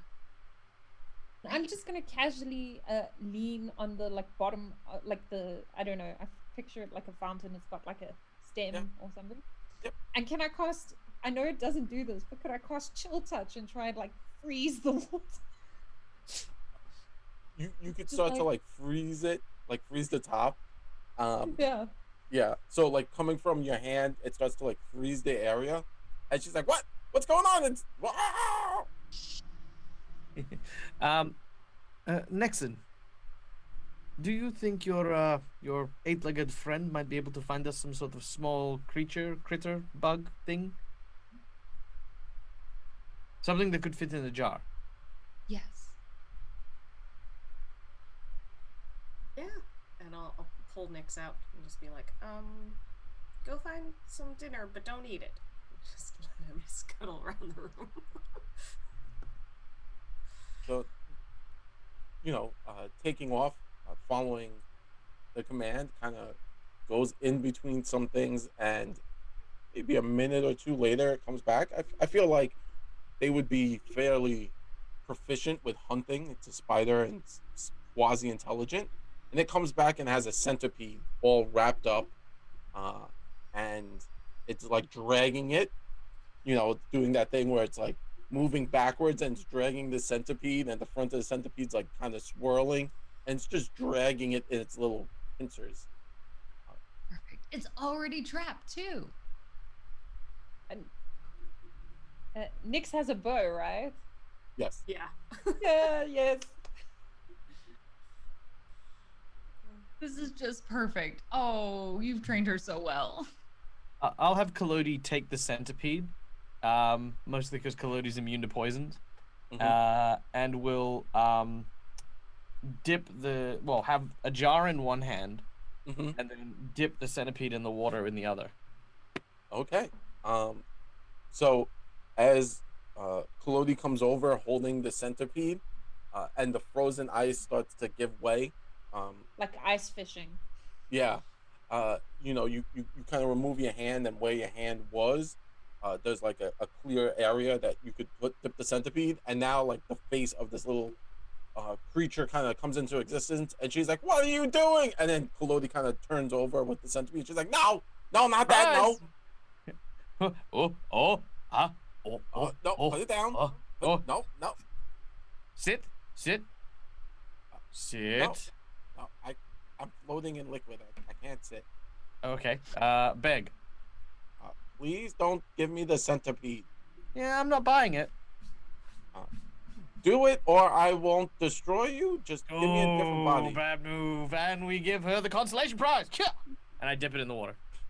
Dipping into the water, you can see the centipede, like the spirit kind of gets sucked into the centipede, and the centipede stops moving very quickly, and then it starts to loosen up, and it starts to wiggle again, and it's now trying to bite Kalodi violently. Kalodi will slam it in the jar and then twist the lid on. So you twist the lid, and the centipede is now tapping on the glass and violently like trying to look around, like get out. Big question. Mhm. I've had a few little insect, farms and captures, but the jar probably doesn't have holes on it. So are we slowly suffocating this lady? She dies. Mm-hmm. I mean, we could poke a hole in the top. Got some needles, so small enough it can't get out. There we go. That would be perfect. Just make one singular small hole. Very tiny. Yeah, Kalodi and will, she'll go over and just like with the handle of her dagger, just like tap the needle into the top. Kalodi asks Nexon if she's got like a rope or something that he can use to create a little harness for the thing. Oh, sure. And she'll pull out a little crochet hook and like madly crochet a little like macrame type looking thing. Ooh. Hey, this is nice. I love your work. He then takes it and he sort of Poor lady. Poor little. So as Kalodi's kind of, spinning it around at this point, it's the centipede's like leaning up on the side and it's just getting spun. I don't know if centipedes have the ability to regurgitate. That is beyond my knowledge on centipedes. Oh. She's just Right. unfortunate. wishing. Yeah. Okay. Well, listen, Perfect. whatever kind of spirit or angry vessel this thing happens to be in, I think we need to find a way to return her to the abyss from whence she came. Mhm. So for now, Krat, you're not allowed to touch the bottle, Mhm. and I think for the time being, as Kalodi himself does not have a brain, maybe keeping it inside Kalodi is a better idea. Mhm. Mhm. Yes. Yeah, Get yeah, in the that's party right. with No, it. hey. And yeah. Now, Malvola will go and check that door for locks and traps. Sure. Going beyond this door leads to a smaller hallway, and then you check the next door, and seemingly that door is also open, and you enter into a very large L-shaped room. The southern wing of this L-shaped room ends at a pair of stone doors carved with the depictions of two skeletons reaching out to clutch a skull between them, while to the east the hallway narrows, so it comes to like this weird point down to a frame, a circular carving of what seems to be an immense stack of tens of thousands of gold coins that rise from the floor to the ceiling. The edges of these coins are carved with tiny spiked runes. So where you're standing, Marvolo, is literally kind of like, imagine a statue made out of coins, just going from floor to ceiling, and the walls kind of turn to there, and they touch, and each coin has like these spiked runes on it. So it's very weird. You And then you said stone coins, right? uh, yes, they are not Damn. like actual coins. The Rune Lord of Greed. Pff.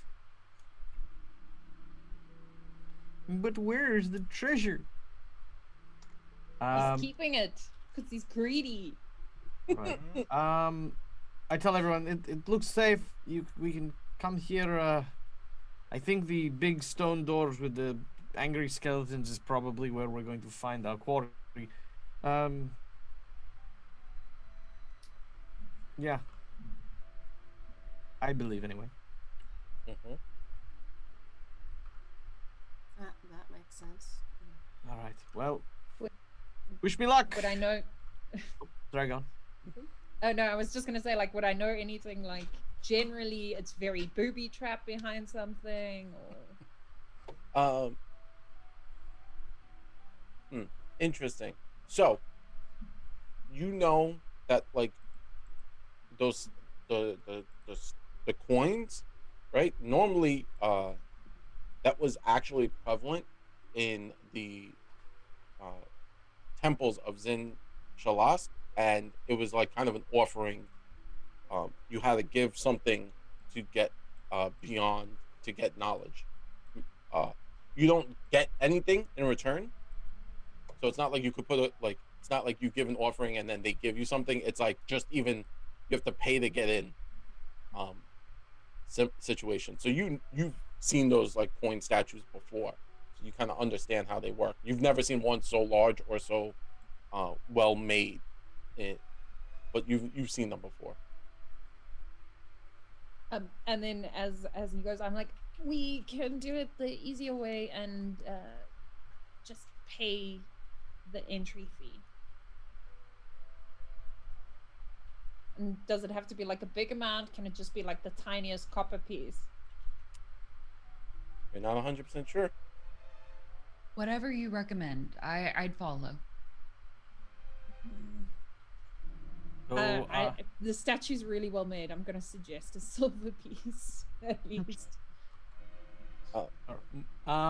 with my knowledge of traps, when I say well made, so my thievery is at a 7 and my crafting is at a 10 for traps.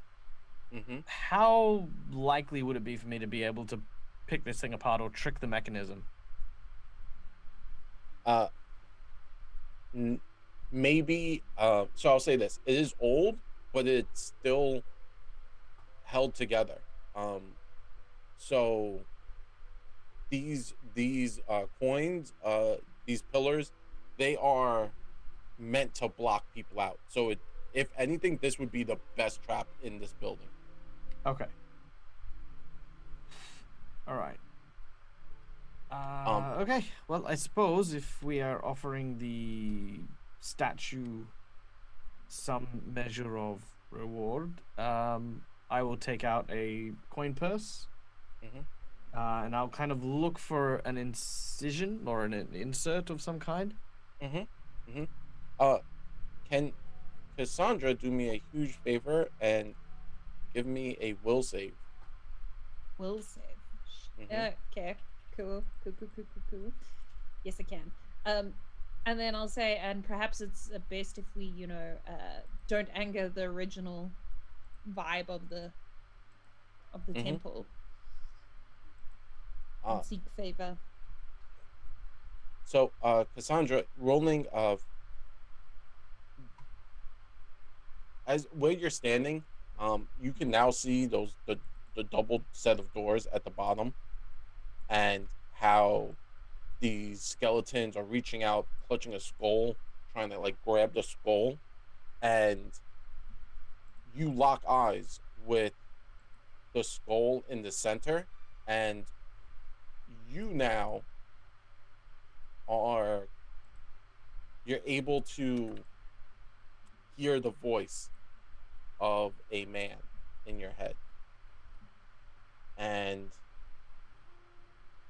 it says, "Upon us, but I command you to remain. Witness my power." And with that, you feel like a tug or a pull towards those doors. Crut, you too, your symbols are now glowing also, um, and intensifying, and you start to pull rain towards those doors. Marvolo, you're able to find a slot, and you can easily place a coin in without a problem. Right. I'm gonna start. I'm gonna start with some silver. I'm gonna place one silver in the slot until 10 silver is gone. Okay, So one at a time, and then just yeah. sort of wait to see if there's a reaction. So just like the old payphones, just putting a Yeah. coin into a slot. So as you start to do that, Rain, give me a strength check or athletics check to hold on to Crut, and yeah. So you're at this point you start to put them in. You're like clink, clink, clink, and you get to about 5, and uh, Crut is now walking towards the the doors below him. He's Just just dragging me along. he is just pulling you at this point. Uh, Uh, Nexon Crut. and Marvolo, sorry, Nexon, Kolodi, and Cassandra can now see Crut's just like dragging Rain at this point. No, no, no, no, no, no, no, no. Crud, crud, crud. Come back. Wait, stop it. Stop. Kalodi will try and help Rain. I'm at this stage. I'm not even listening to anyone. I'm just walking to the doors. Yep. Oh there, big fella. Do I want to help him to the doors? Or... So here's the thing, that voice sounded very familiar, and it sounded like someone you had to listen to a long time ago, that controlled everything you did. Um, and it's you're something wrong is now happening down here. Like there is now a battle for dominance over this temple. So two energies are now kind of trying to change hands in this temple. One from the Greed Lord to the Wrath Lord. So you and Krut are kind of a dichotomy against each other at this point.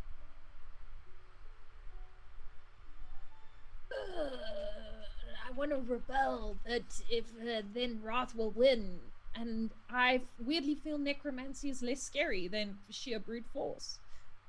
So I'm going to run in front of Krat and pretend like I'm stopping him, but allow his weight to push me towards the door. I like that. It's just like Oh Oh no. no. So you're kind of sliding backwards. Yeah. Yeah, but I actually am gonna be pushing Krat because I don't want him to go there, right? hmm And I'm very pissed off about the fact that I'm following this rule. Yeah. And I'm just like, no, and we need to solve this, and this is the worst. Um, Seeing all of this is just gonna like grab onto Krut's leg, and I imagine like when you've got like a kid holding onto your leg, just kind of gets dragged along.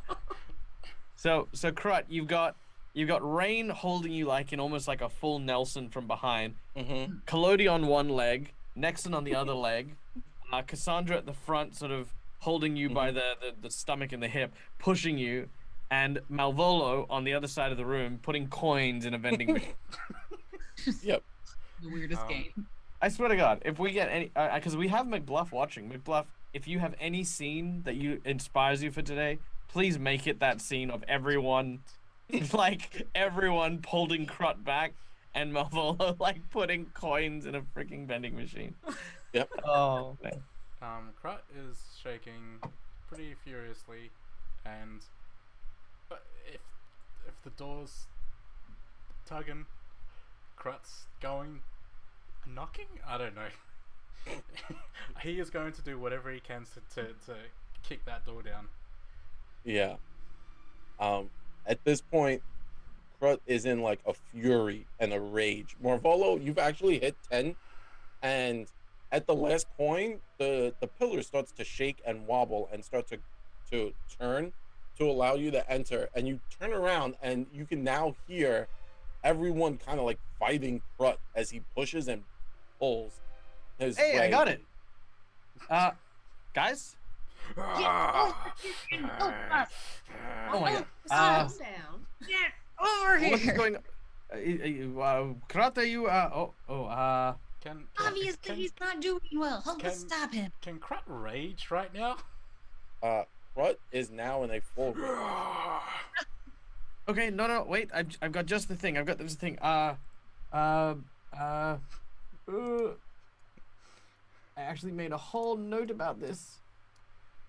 Oh, there it is. Journal, possessions, yada yada yada, and snares. Okay, I'm going to trigger. hmm Why did I not get a useful one?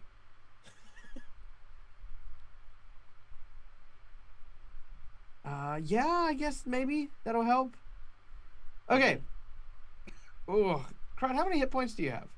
Oh no. I'm not gonna tell you.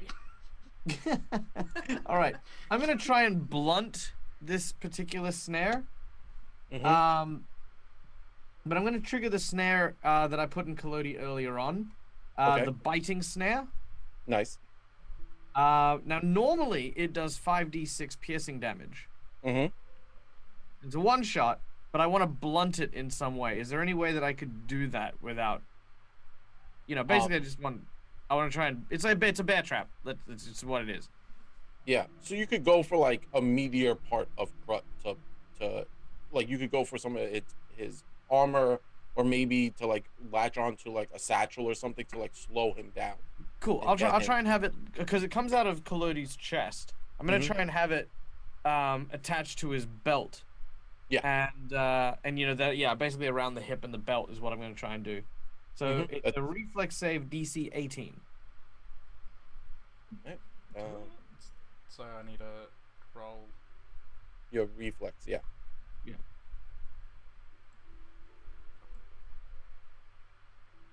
Damn it. We're all really hoping you'd fail.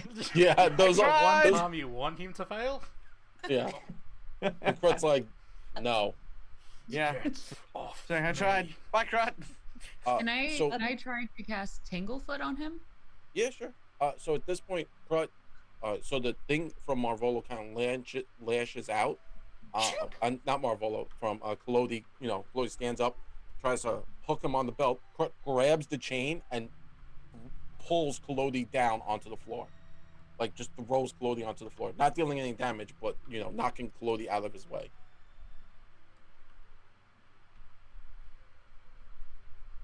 Going Uh, very well. Rain goes to cast Tanglefoot to stop. Oh, that's Clody. Well, whatever. Yes. So I believe Crut needs to make another save. Yes, he Reflex does. or I think it is reflex. I would Reading. believe it. Yes. Hold on. So, Krut, I've been meaning to ask you, how do you feel? Like the fact that you've played this game and only now you're really carrying the party. Like literally didn't. dragging us along. Rough. Okay. So So reflex. one moment. 24. Yeah. Okay. Wow. He Where are these on your Come on! attacks? What the Krut? heck? Yeah. I know. Crut, It just makes me even angry even more. so Crut kind of Rain, as you reach deep inside of you and you summon forth this this primal energy to wrap its roots and tangles around Crut's foot. Crut kind of like slams his foot down and pushes past your energies. And Crut, you look down and you see Cassandra just kind of trying to stop you, and she's in your way.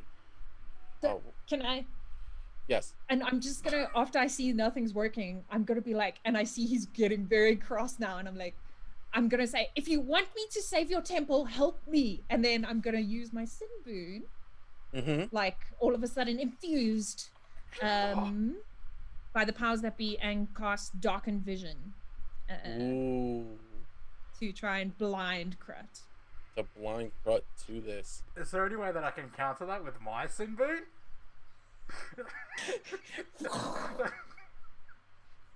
As our gods and sin boons collide. Wow. I feel the true solution here is clearly Nexon is just going to throw daggers at everyone and take everyone out all at once. We're just gonna boon it out. But with that, I appreciate everyone sticking around, and back to the action. So when we last left off, Cassandra has summoned that well of energy, that extra energy, and casted darkening of the eyes. And Crut, all of a sudden your vision just goes black. You don't have sight anymore. Your other senses are there. You can still feel touch and all that jazz, but you can't see where you're going. You've just been pushed into a realm of darkness. Cassandra, can you roll a d4? Because that's how many So keep in minutes mind, this Crut will only has one eye, so now he feels like he's just wearing two eye patches. just 4 minutes. Wow, that will stop a lot of things from happening. And then so, I'm gonna say, this is for your own good, Crut. We're here to help you.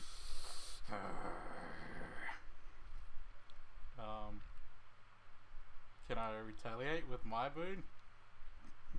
yes, as the second nuclear launch has gone off, Crut summons his power granted to him by the lust boon. So he summons Heart, as we were joking around before. Crut has the Heart ability. So Crut, what would lust be? What would this power be? I'm going to, I guess, bend down a bit from where Cassandra was, or last time I saw, and then just like whisper to her, I would like to enchant her. Sure. Open the door. Whispering sweet nothings. Yeah. Yes. So Cassandra, as Crut whispers, open the door, it smells his breath has changed to that perfume he brought you so long ago to show his friendship and love to you. And you become overwhelmed with the empathic sense that you want to help your friend. You know he's in pain. Maybe whatever's behind you can help him and save him. So you smell that perfume, and you just become whelmed by his love for you and his dedication to the party. Okay, I'm probably going to open the doors, but I just thought of this, and it works because of where me and Eddie are from. But it's like, boon, here comes the boon, ready or not. We're from the place from the south, boon. Yes. Sorry, I opened the door. So Cassandra reaches out with her little arm and touches the door, and as Rain kind of leans forward and necks and holding like a little kid onto Krut's legs, and Kolodi like standing up from the floor, and Marvolo now standing there a whole gold piece short because he paid to the machine. The door swings wide, and you now hear the actual chanting that has been going on, that's been filling everywhere. There are 4 pillars in this room that go from floor to ceiling. In the several dark alcoves contain standing sarcophagi grace each wall. In the center of this room, allow me to, you can see, well, towards the back, but more or less the center of this room, you could see Nualia flanked by a loyal companion, one of those people-faced dogs. She is she is doing a ritual over the body of her long deceased father. She looks up at the group and yells a war cry, raising a blade with emblazoned runes over her head, slamming it into the body of her father. The body shakes and shivers.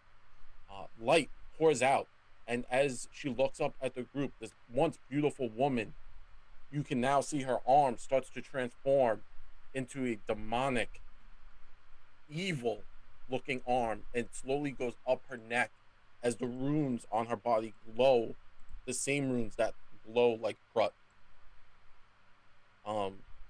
It seems that she is now emboldened by the power of the Wrath Lord. Everyone roll initiative, because we're here now. Yay.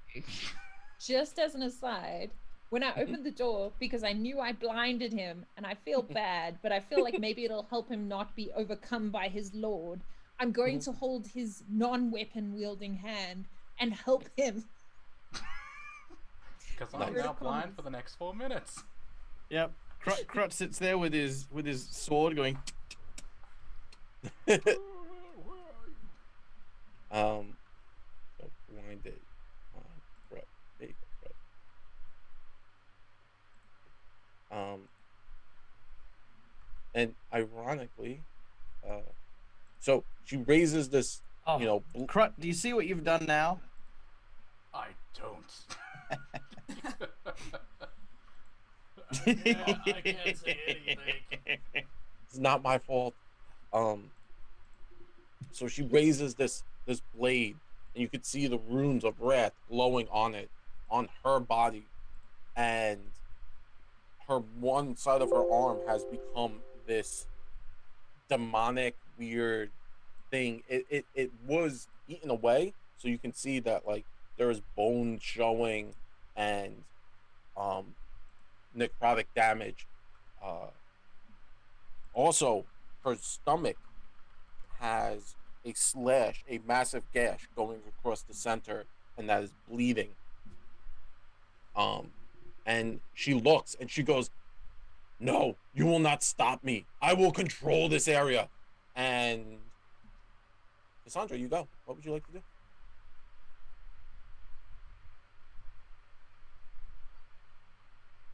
Okay, okay, how far are we? Okay, how far? If I'm guiding Krut, am I slower? Because you're dragging Krut along, yeah, you lose like 5 feet.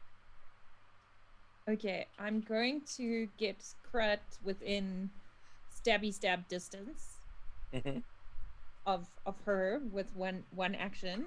And then, oh my gosh, I'm going to cast Divine Lance and attack her. Okay, yeah. That's what I'm gonna do. And I'm as I'm taking crits, I'm gonna be like, just stab forward, and actually I'm gonna spray my perfume on her. Can I do that and be like, follow the scent? Sure. Oh, awesome! 2. Uh, Can I use a hero point? yes, you may. No. Oh goodness, because I've not only blinded up. Yay, it's better. It's a little better. Yeah. It's not a complete failure. No. So you pull Crud along, and you kind of splash a little bit of the perfume at Nualia, and yeah, and you try to summon this energy, and what looks like a shield kind of comes up around her as the divine lance kind of cascades off of the shield and phases away. Go Crud. Okay. You do have root magic, which gives you a +2 because I'm expertly trained. Mm-hmm. All right. Cool. Crut's going to I guess listen to what Cassandra said and follow this scent. Sure. So she kind of like pushed you forward towards the big, Nualia. Yeah. So would that And be my I guess first action? yeah, Okay. is so basically the best way to put this is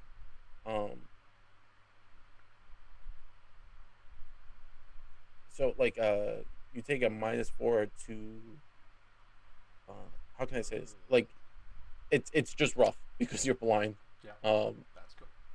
Yeah. Okay. Well, I guess I can't do anything but just swing. Well, you could still swing. It's just Yeah. you have to spend an action to kind of just see or sense what's going on for you. Okay. Cool. So it's Alright, just well, you're like, all right. I will do that, and then with my remaining action, attempt to swing. Yep. We'll get close to. Okay.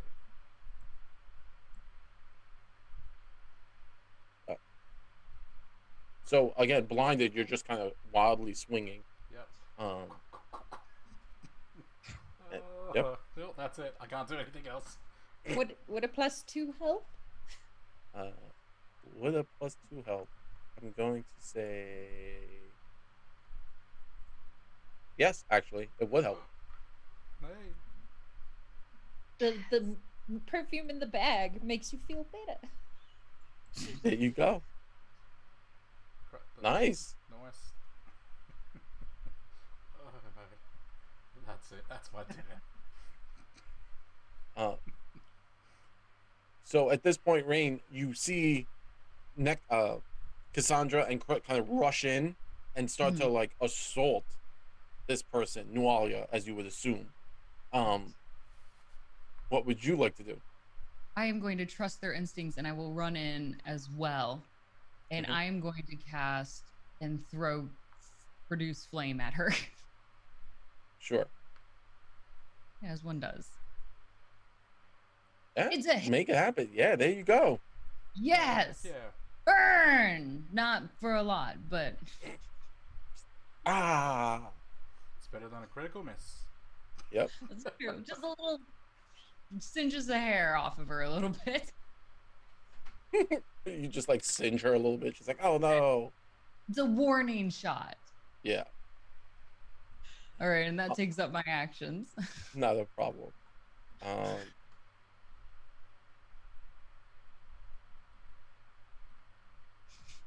So yeah, the first thing she is going to do is lash out at Crut with her sword, this runic blade, and see what happens. She will lay into Crut slashing him and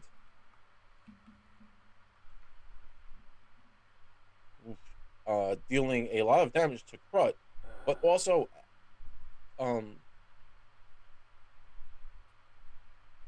sorry, you find what's weird is Cassandra, you notice that the blade as it slashes into Crut, the blood that comes off of Crut gets absorbed into the blade, and she seems to be invigorated by it. Oh yeah. And yep. And then the next thing she's gonna lash out with is her that weird claw arm she has now. She's gonna strike Crut with it and slam into him and deal slashing damage with this terrifying arm. And sadly, again the blood goes on her, and it just goes back into her body. That was a critical hit too. Yes. No. I wasn't gonna say anything because this is a rough fight, but yeah, Now I'll take. It is. we what it must. is. We must adhere to it. Otherwise, I'll feel bad when we crit. Not if we crit, ladies and gentlemen. When we crit, Right. because Yeah. we Yeah, good one. we are not quitters. We're critters. Are we? Put that on a t-shirt. Someone put that on the shirt. We're not quitters. We're critters. All right, take a number. 3. 3. Trace. All right, with a claw, an ugly wound, a -2 circumstance penalty to all checks involving charisma except intimidation. She has Hey! scarred you in some way. Joke's on you. Fred has I'm another not a- scar. Just add it to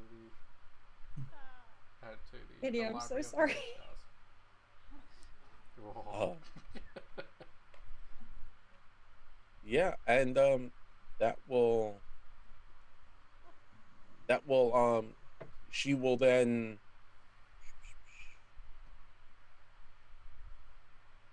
kind of command her pupper to go and attack the uh, the tiny one, and she's pointing with her blade at Cassandra, and that will end her turn. Nexon, it's your go.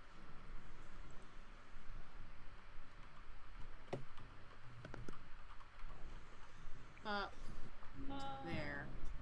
And I will pull out one of my little charms and snap it as I look at Nuala and say, "Oh, bless your heart."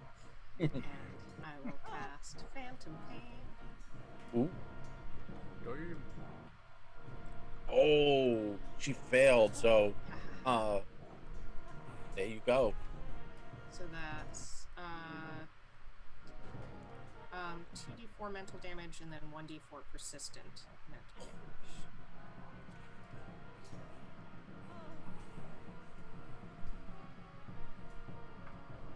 Nice. And D4 persistent. So please roll that, please.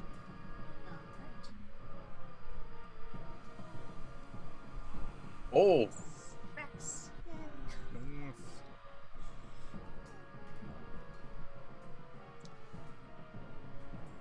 And Awesome. that is my turn. awesome! Wow. The pupper goes the yet hound, the hound with the face of a human, and following Nualia's command, it will move through Nualia Square and run up onto Cassandra. It will then bite Cassandra with its ugly little person face,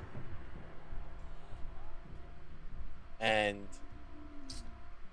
dealing a lot of damage there to Cassandra. It lays into you, and it bites and tears and shakes its head into your arm, and that will end its go. Marvolo Collodi. Okay. Sorry, something I didn't realize before, but probably would have played into effect. One of my level 4 abilities is quick repair, so I can actually repair Collodi in a minute instead of the usual super long time. Okay. Could I make a very quick pre-check just to get some extra hit points on him? Sure, not a problem. Yay. I I'm feel gonna like set- it cost you a gold piece anyway. All right. Yeah, All that's right, okay. cool. So yeah, that's 18 hit points back on Kalodi, which is Nice. beautiful. Now I feel better for combat. Also, I forgot to add, Nuala is sickened 1. Ooh, nice. Also on top of that, I'd like to add that hit was a critical. I'm sorry. Which hit? Oh, the Yeth So- Hound. Ah, it was. I don't know if anyone notices, but I've slowly stopped talking. That's he's just like, you're not saying anything. Yeah, as long as we don't start singing the sound of silence, there's always hope. Yeah. All right, 1 to My 5. Yethhounds are attacking me as well. So Cassandra, pick a number between 1 and 5. 3. Huh. All right. As this is, of course, a slashing or piercing. What are we going? For the Yeth Hound, it is. I apologize. It's piercing. Are you sure? Yes. Okay. It is triple damage, and 1d4 persistent bleed, as you have landed a heart shot. I'm dead.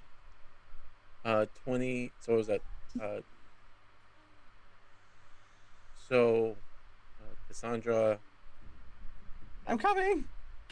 is down. Cassandra will go down. I'm sorry. I'm it's sorry. I'm sorry, everyone. It's okay. I'll So here's what I'm gonna do. I'm gonna use my first action to move closer, and second action to instruct Kalodi. Kalodi's gonna move and then reposition Cassandra and take a spot, and then Malvolo is gonna use my ward medic battle healing to heal Yes. both Cassandra and Krut simultaneously. Oh, Nice. crap. Yeah, do it up. Oh damn. Hey, look, I'm good at one thing. Okay, that is an 18. Mm-hmm. So that is a flat. 2d8, right? Yeah, 2d8. So that is 7 healing to the both of you. There you go. Thank you. Thank you. So move, heal, that. Yep, that's me. I do have some more I do have one more heal that I can throw out, which I will probably do so in just a second, but I'll need to wait for a little bit. And that's it. That's me. Are you guys all right? Cassandra, can you hear me? I'll say yes, and I'll say she her weapon, she's siphoning energy. Don't let her stab you or reach you. Okay. All right. I think we can work with this. Maybe. All right. Yeah, I end. Okay. It's Cassandra's turn. So there you go, Cassandra. Okay, so I have a question. If I cast Touch of Undeath on Krut, Mhm. it turns negative energy into what does it say? Basically, I want to know if I cast Touch of Undeath on him, can I hit him with harm spells to heal him? Oh, okay. Says it treats harm spells like heal spells and heal spells Interesting. like harm spells.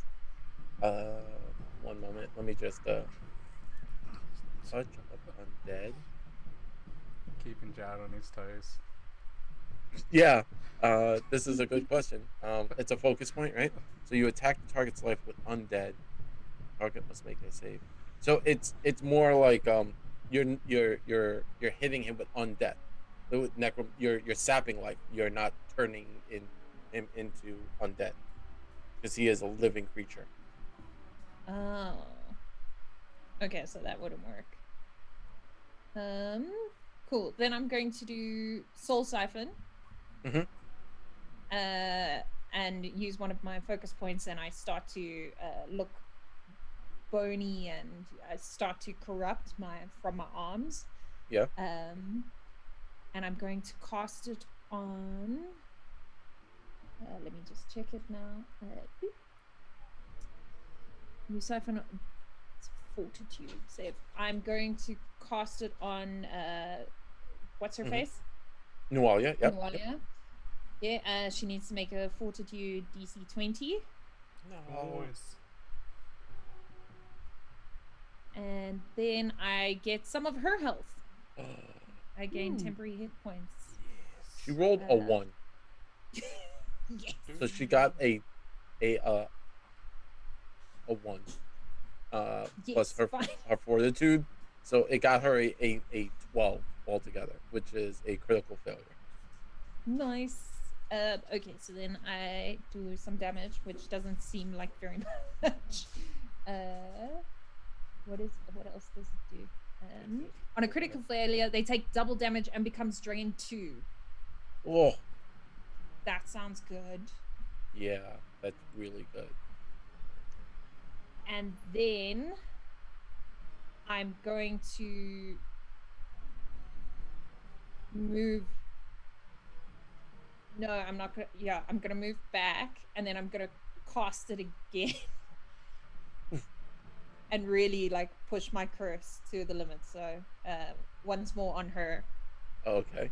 Let me see what she gets on this but one. I get back all the health. I get it temporarily HP, whatever she loses. So we had 8, and let's see what this one does. Oh, but on this one, she critically saved. She rolled a natural 20, so she critically saved. Sorry. Okay, they are unaffected, but she was drained 2. She was drained 2, and that does stack. So if it hadn't been a critical, I'm sure that would have worked out. But that was really good. So you now have 8 temporary hit points, and you're only wounded 1. So remember, if you keep going down, that will stack and just kill you outright. So just be careful. And I'm fully like on my arms and extremities, and there's a pervasive sense of like that necrotic smell. Yeah, it's rough. Mm-hmm. Okay, so we're here, and it's Krut's turn. So Krut, what would you like to do? Come on, Krut, make it happen, Captain. Oh, we're gonna try. Krut's gonna burn an action to, I guess, attune to like my surroundings. Do I have to do that every round, or? So yeah, it's a single action. Sorry, Yeah. that's what being blinded ruins for everyone. No, that's right. And then I guess the other 2 actions are just hack and slash. Whoever's standing in front of me, which is her. Yeah.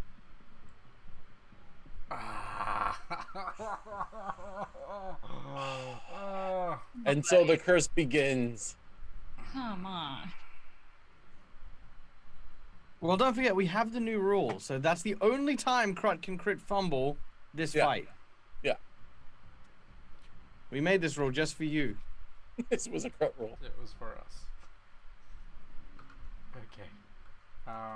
All right, 1 to 4, or 1 to 5, sorry. I'm gonna go 2? Yep. Commit. All right, here we go. And you're hitting with a melee weapon. Yep. All right, well, this might not be so bad. Okay. You rang your own bell. Until healed, you are deaf. Oh, I'm blind and deaf. Now blind and deaf. Okay. That's okay. Oh, I'm just. It's luckily I still have my sense of smell, so that's it. That's how you're gonna find you. No, you could do the lizard thing. You could be like, Yeah. I'm a snake. Oh. lizards do it too. Okay, well, I'm gonna use my last action to hopefully hit her. Yeah. Oh, damn. If it wasn't that deafened effect. Oh, no. Okay. All right, that's it. Krut, swing harder. What?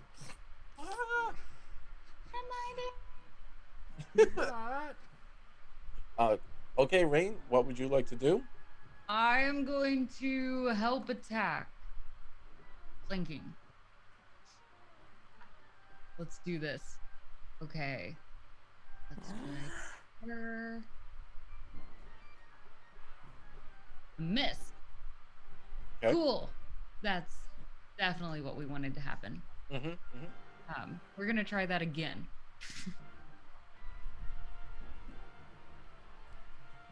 We'll just drop it somewhere. We'll just drop it. There we go. Oh.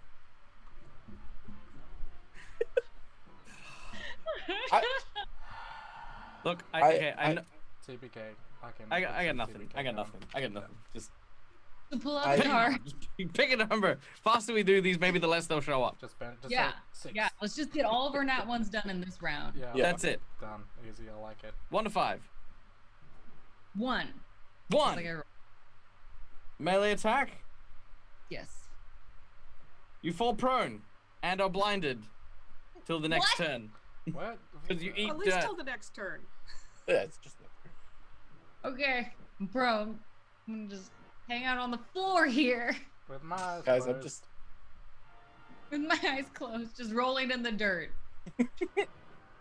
Like tantrum. I can't see anything. Well, I would like to point out that I'm not picking these, and the deck, right, is that thick. Okay, like I'm not choosing to blind and deafen everyone. It's completely Fine. nonsense. All right. This becomes a game where we're trying to hit a pinata, right? Except pinatas. Oh yeah.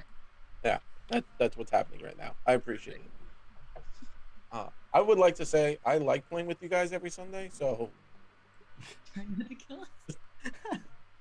The dice are killing us. so it's so Rain overextends herself. She kind of plops on the floor. Some of this dirt goes in her eyes, and it's a struggle right now. Nualia goes. So Nexon, I need you to roll another D4 for the persistent damage. 3, awesome. She takes another 3. Okay, and so Nualia's first action. Oh, and there was another persistent damage. Was it Cassandra, right? You had persistent damage also? She's drained too. I don't know. Drain 2. Okay, got it. Oh, and she's second 1. I forgot all about this insanity.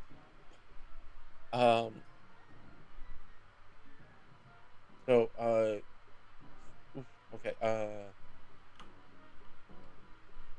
Okay, so her first action is after seeing everyone kind of like rushing at her and her Yethound, she holds the blade at Krut, kind of like keeping him at a distance, reaches into a side pouch that she has and pulls out a whistle and blows on it.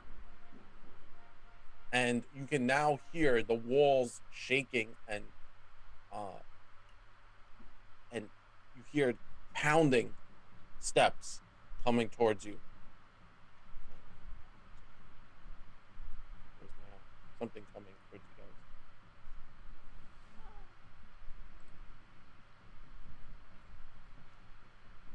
guys. And I would like to take the opportunity to point out that Krut can't hear anything coming. oh no. Oh yeah, well Krut can't. And yeah, I can feel the trembles, right? Yeah, you can feel the trembles.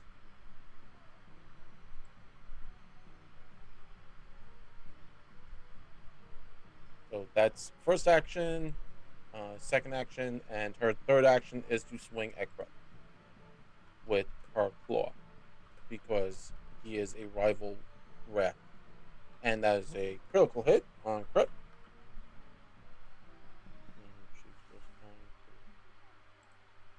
What happened?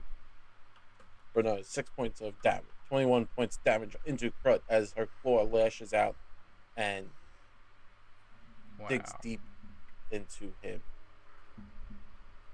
Heck. Nexon, what would you like to do? So seeing that, I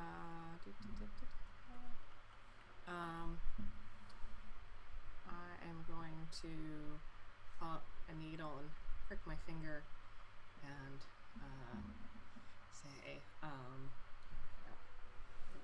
what was for that one? Don't you go attacking Al Crut there, and I will cast Needle of Vengeance on Walia. So, 10, she saved. No.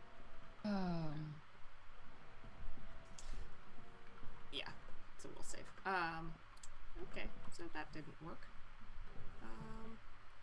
And, cool. That's fun.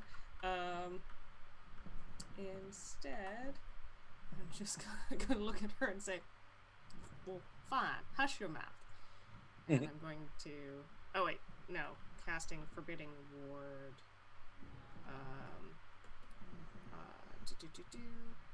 There's no save for it. So I'm gonna ward Crut from Nualia. Nice. So he Awesome. gets a +1 bonus to armor class and saving throws against the enemy's attack, spells, and other effects. Ooh, awesome. He's also got that brooch. Oh yeah. Oh yeah. Brooch of Shielding. Oh, insight check was redeemed by McBluff with, so the insight check is interesting. You notice, so, everyone kind of notices that like the blade itself is seemingly giving her more and more strength. Like it's kind of overwhelmingly powerful, and the fact that like every time she's slashing with her claws or stabbing with this blade, the blood is like the runes glow with energy. So take that as wood. It might be useful. Except for Crut, useful. who cannot hear or say anything. Except Crut. Crut just assumes sad things are happening. I would wrestle with her and take the sword out, but I can't. It's okay. Additionally, yeah. So that's happening now. So Nexon, you gave Crut that command control power, and it's the Yet Hound. The Hound is still there, but it's not. She didn't tell it what to do, right? She just blew the whistle and then started swung on Crut. So it's not like it's stupid. It's not like super unintelligent, but it's going to sit there and it's going to cast for 3 actions. It's Howl. So remember that Howl that everyone in a certain area had to make a will save. So please, everyone in the room, make a will save. Joke's on you. Yeah, and except Crut. Crut can't hear it because he is deafened. That's a thing. Wow. Okay, Cassandra super succeeds. Rain, you pass because you're on the floor. And you're like, no. We could do it that she's been through this before. Yes. No, I'm preoccupied with rolling in the dirt still. Wow, everyone is just crushing it. So that was 3 actions, and I feel like I wasted an entire turn for this beastie. And even Kalodi passed. Awesome, Kalodi. He takes off his ears. Awesome. So Kalodi Marvolo, what would you like to do? All right. Using the insight check. Mhm. All right.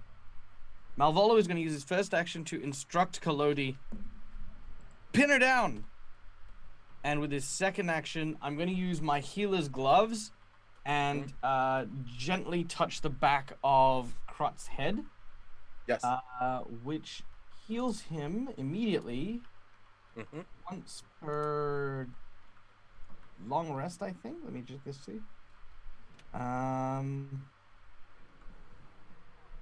No, once per day for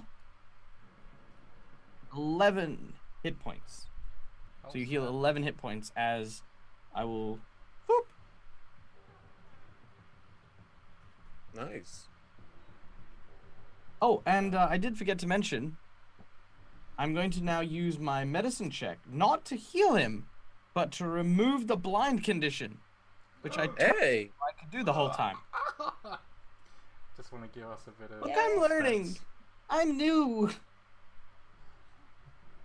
All right, so let's see if I can end the blind condition.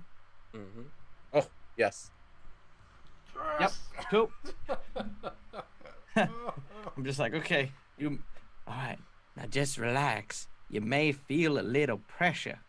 I can't. And just What? pop pressure points in the back of his skull and restore his vision. Nice. Okay, so that's Collodi's Malvola's 3 actions. Collodi's 2 actions that he got from the order command. I'm going to try and grapple Nualia. Ooh, interesting. Ah! So just make an athletics check, and that's worth against their fortitude DC. Am I flanking by any chance, or is flanking still opposite sides? You have to be Yeah, that's fine. you have to draw a line through them.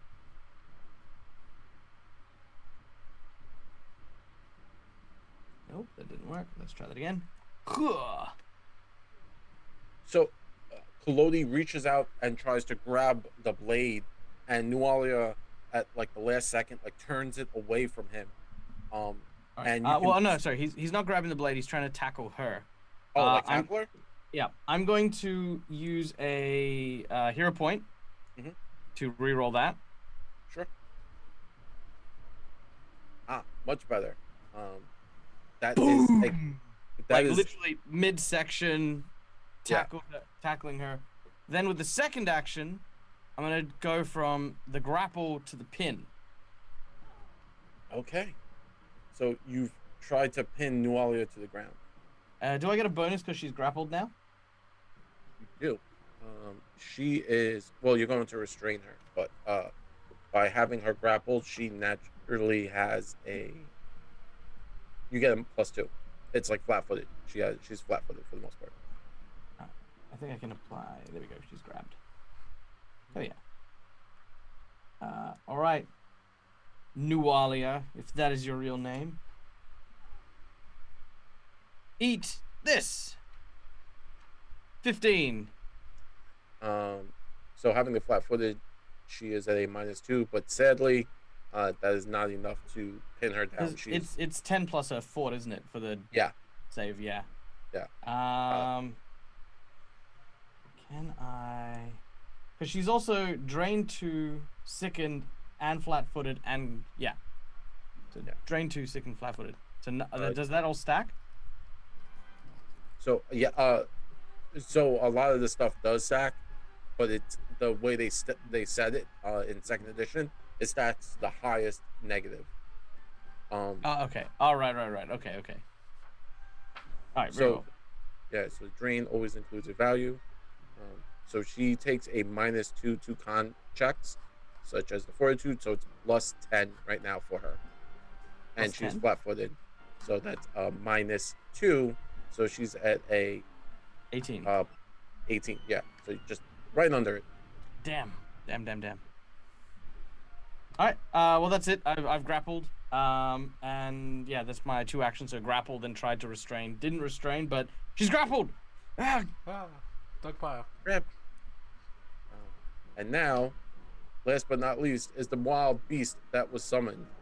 And as it enters, it slams into that Yet Hound, Yeah. wildly attacking it because it's just a angry beastie.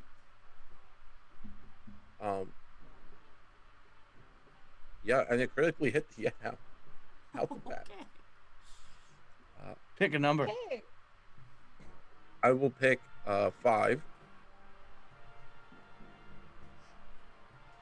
Overwhelming smash. Triple damage. 23 plus another. What was it? That's like 69. I'll just Yeah, roll that's- one more extra. A lot of damage on him. Yeah.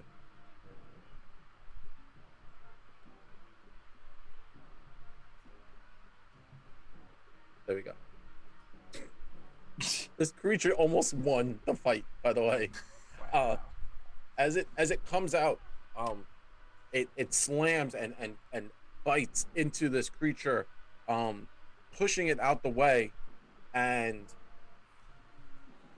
because it can grab it and push it out the way, forcing its way into the room. What you see is what once was an owl bear, but its fur and feathers have been skinned almost off of it, and it has runes etched into its body, all over it, on its face, on its beak, um, a number of different runes of the Runelords, of the wrath of the Runelord has been etched into this creature.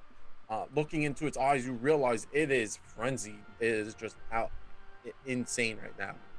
Um, Below the grappling with Noalia is not the best of the options, but it's the top of the round.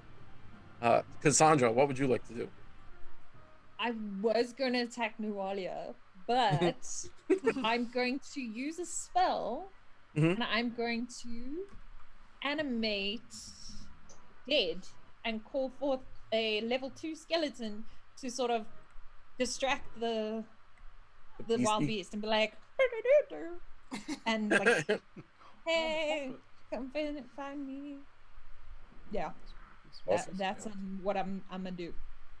Cool. So one moment. Um, I have the Anime. token for skeletons. I do have this. I Yay. promise. So, your magic works, and it pulls one of the dead bodies out from the sarcophagus, stepping in front of the new monster, and is just standing there dancing, uh, just going. Yeah, I don't know if it's "Comedy." allowed to attack or on the turn. So, sure, yeah. So, Gonna poke it's the bear. It must poke. yeah. the bear. You want to poke the owl bear. So it's a 3 full actions to summon this, right? So you are summoning something from the afterlife, and it kind of steps forward and gets ready to fight. It works on your turn, so whenever you go to fight, it will activate on your turn. I just have to put it into combat now. So that's the thing. In the meantime, it's doing like hey, It's doing a lot of Like hand those- motions.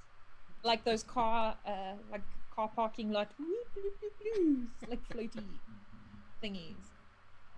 Yes. Yep. So that is not a problem at all. One moment. Let me just add this in. And yeah, so that happened. That's a thing now. Um,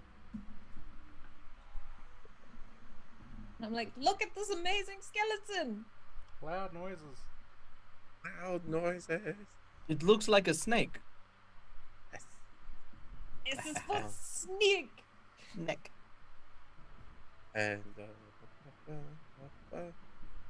sorry, one moment. Just trying to make sure everything lines up properly. Okay. And yeah, so that is your turn. Krut, what would you like to do? No, You now have vision, Ah! so you can see these stuff happening. Now that Krut can see and he's like pretty pissed, Mhm. he sees Noalia like, I want that sword. I'm Yeah. gonna burn all 3 of my actions just to take that sword. Okay, so she's pinned, she's prone, and she's grabbed and she's down. So yeah, roll a athletics check against her fort save. And let's see. So she's at so just rolled athletics, and we'll see. Yep. Yes. Yes. Yay. So Yoink. okay. Welcome to the party, everyone. This is what happens here at this channel, so Krut, now having the object of power, the runic blade, you become overly overwhelmed with wrath. You double over in pain as it floods through your body. Nualia now the light starts to fade on her. Her arms start to go back to normal. She seemingly is drained of energy, and she's reaching out, and you could see the gauntness. Cassandra, very similar to like when you summon your necrotic energy. Same thing. It's coming onto her as the blade was giving her life. It was something she was using to kind of fuel herself and this rage. She's like, no, no, and Krut, you double over in pain and agony as you've now acquired the item of your deity and of the Runelord that you were looking for. It flows through you. You are becoming possessed by it, and you start to change, and everyone can hear cracking and bending and breaking as new powers kind of flow through Krut, and he's no longer what Krut looks like. He stands as this new being, a being of wrath. Cool. Cool.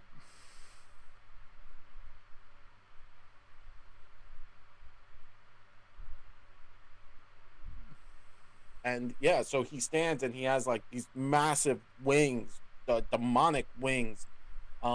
His skin changes from that vibrant red to like this almost sickly gray. The sword, the small sword that she was using, this like single sword, now grows and changes to be what Krut needs it to be, his weapon of destruction. His eyes glow, no longer blinded, and now he can see everyone he wants, and the runic symbols where his eye pupil would be, it's now just the symbol of wrath, and he has become the avatar of wrath. Cool.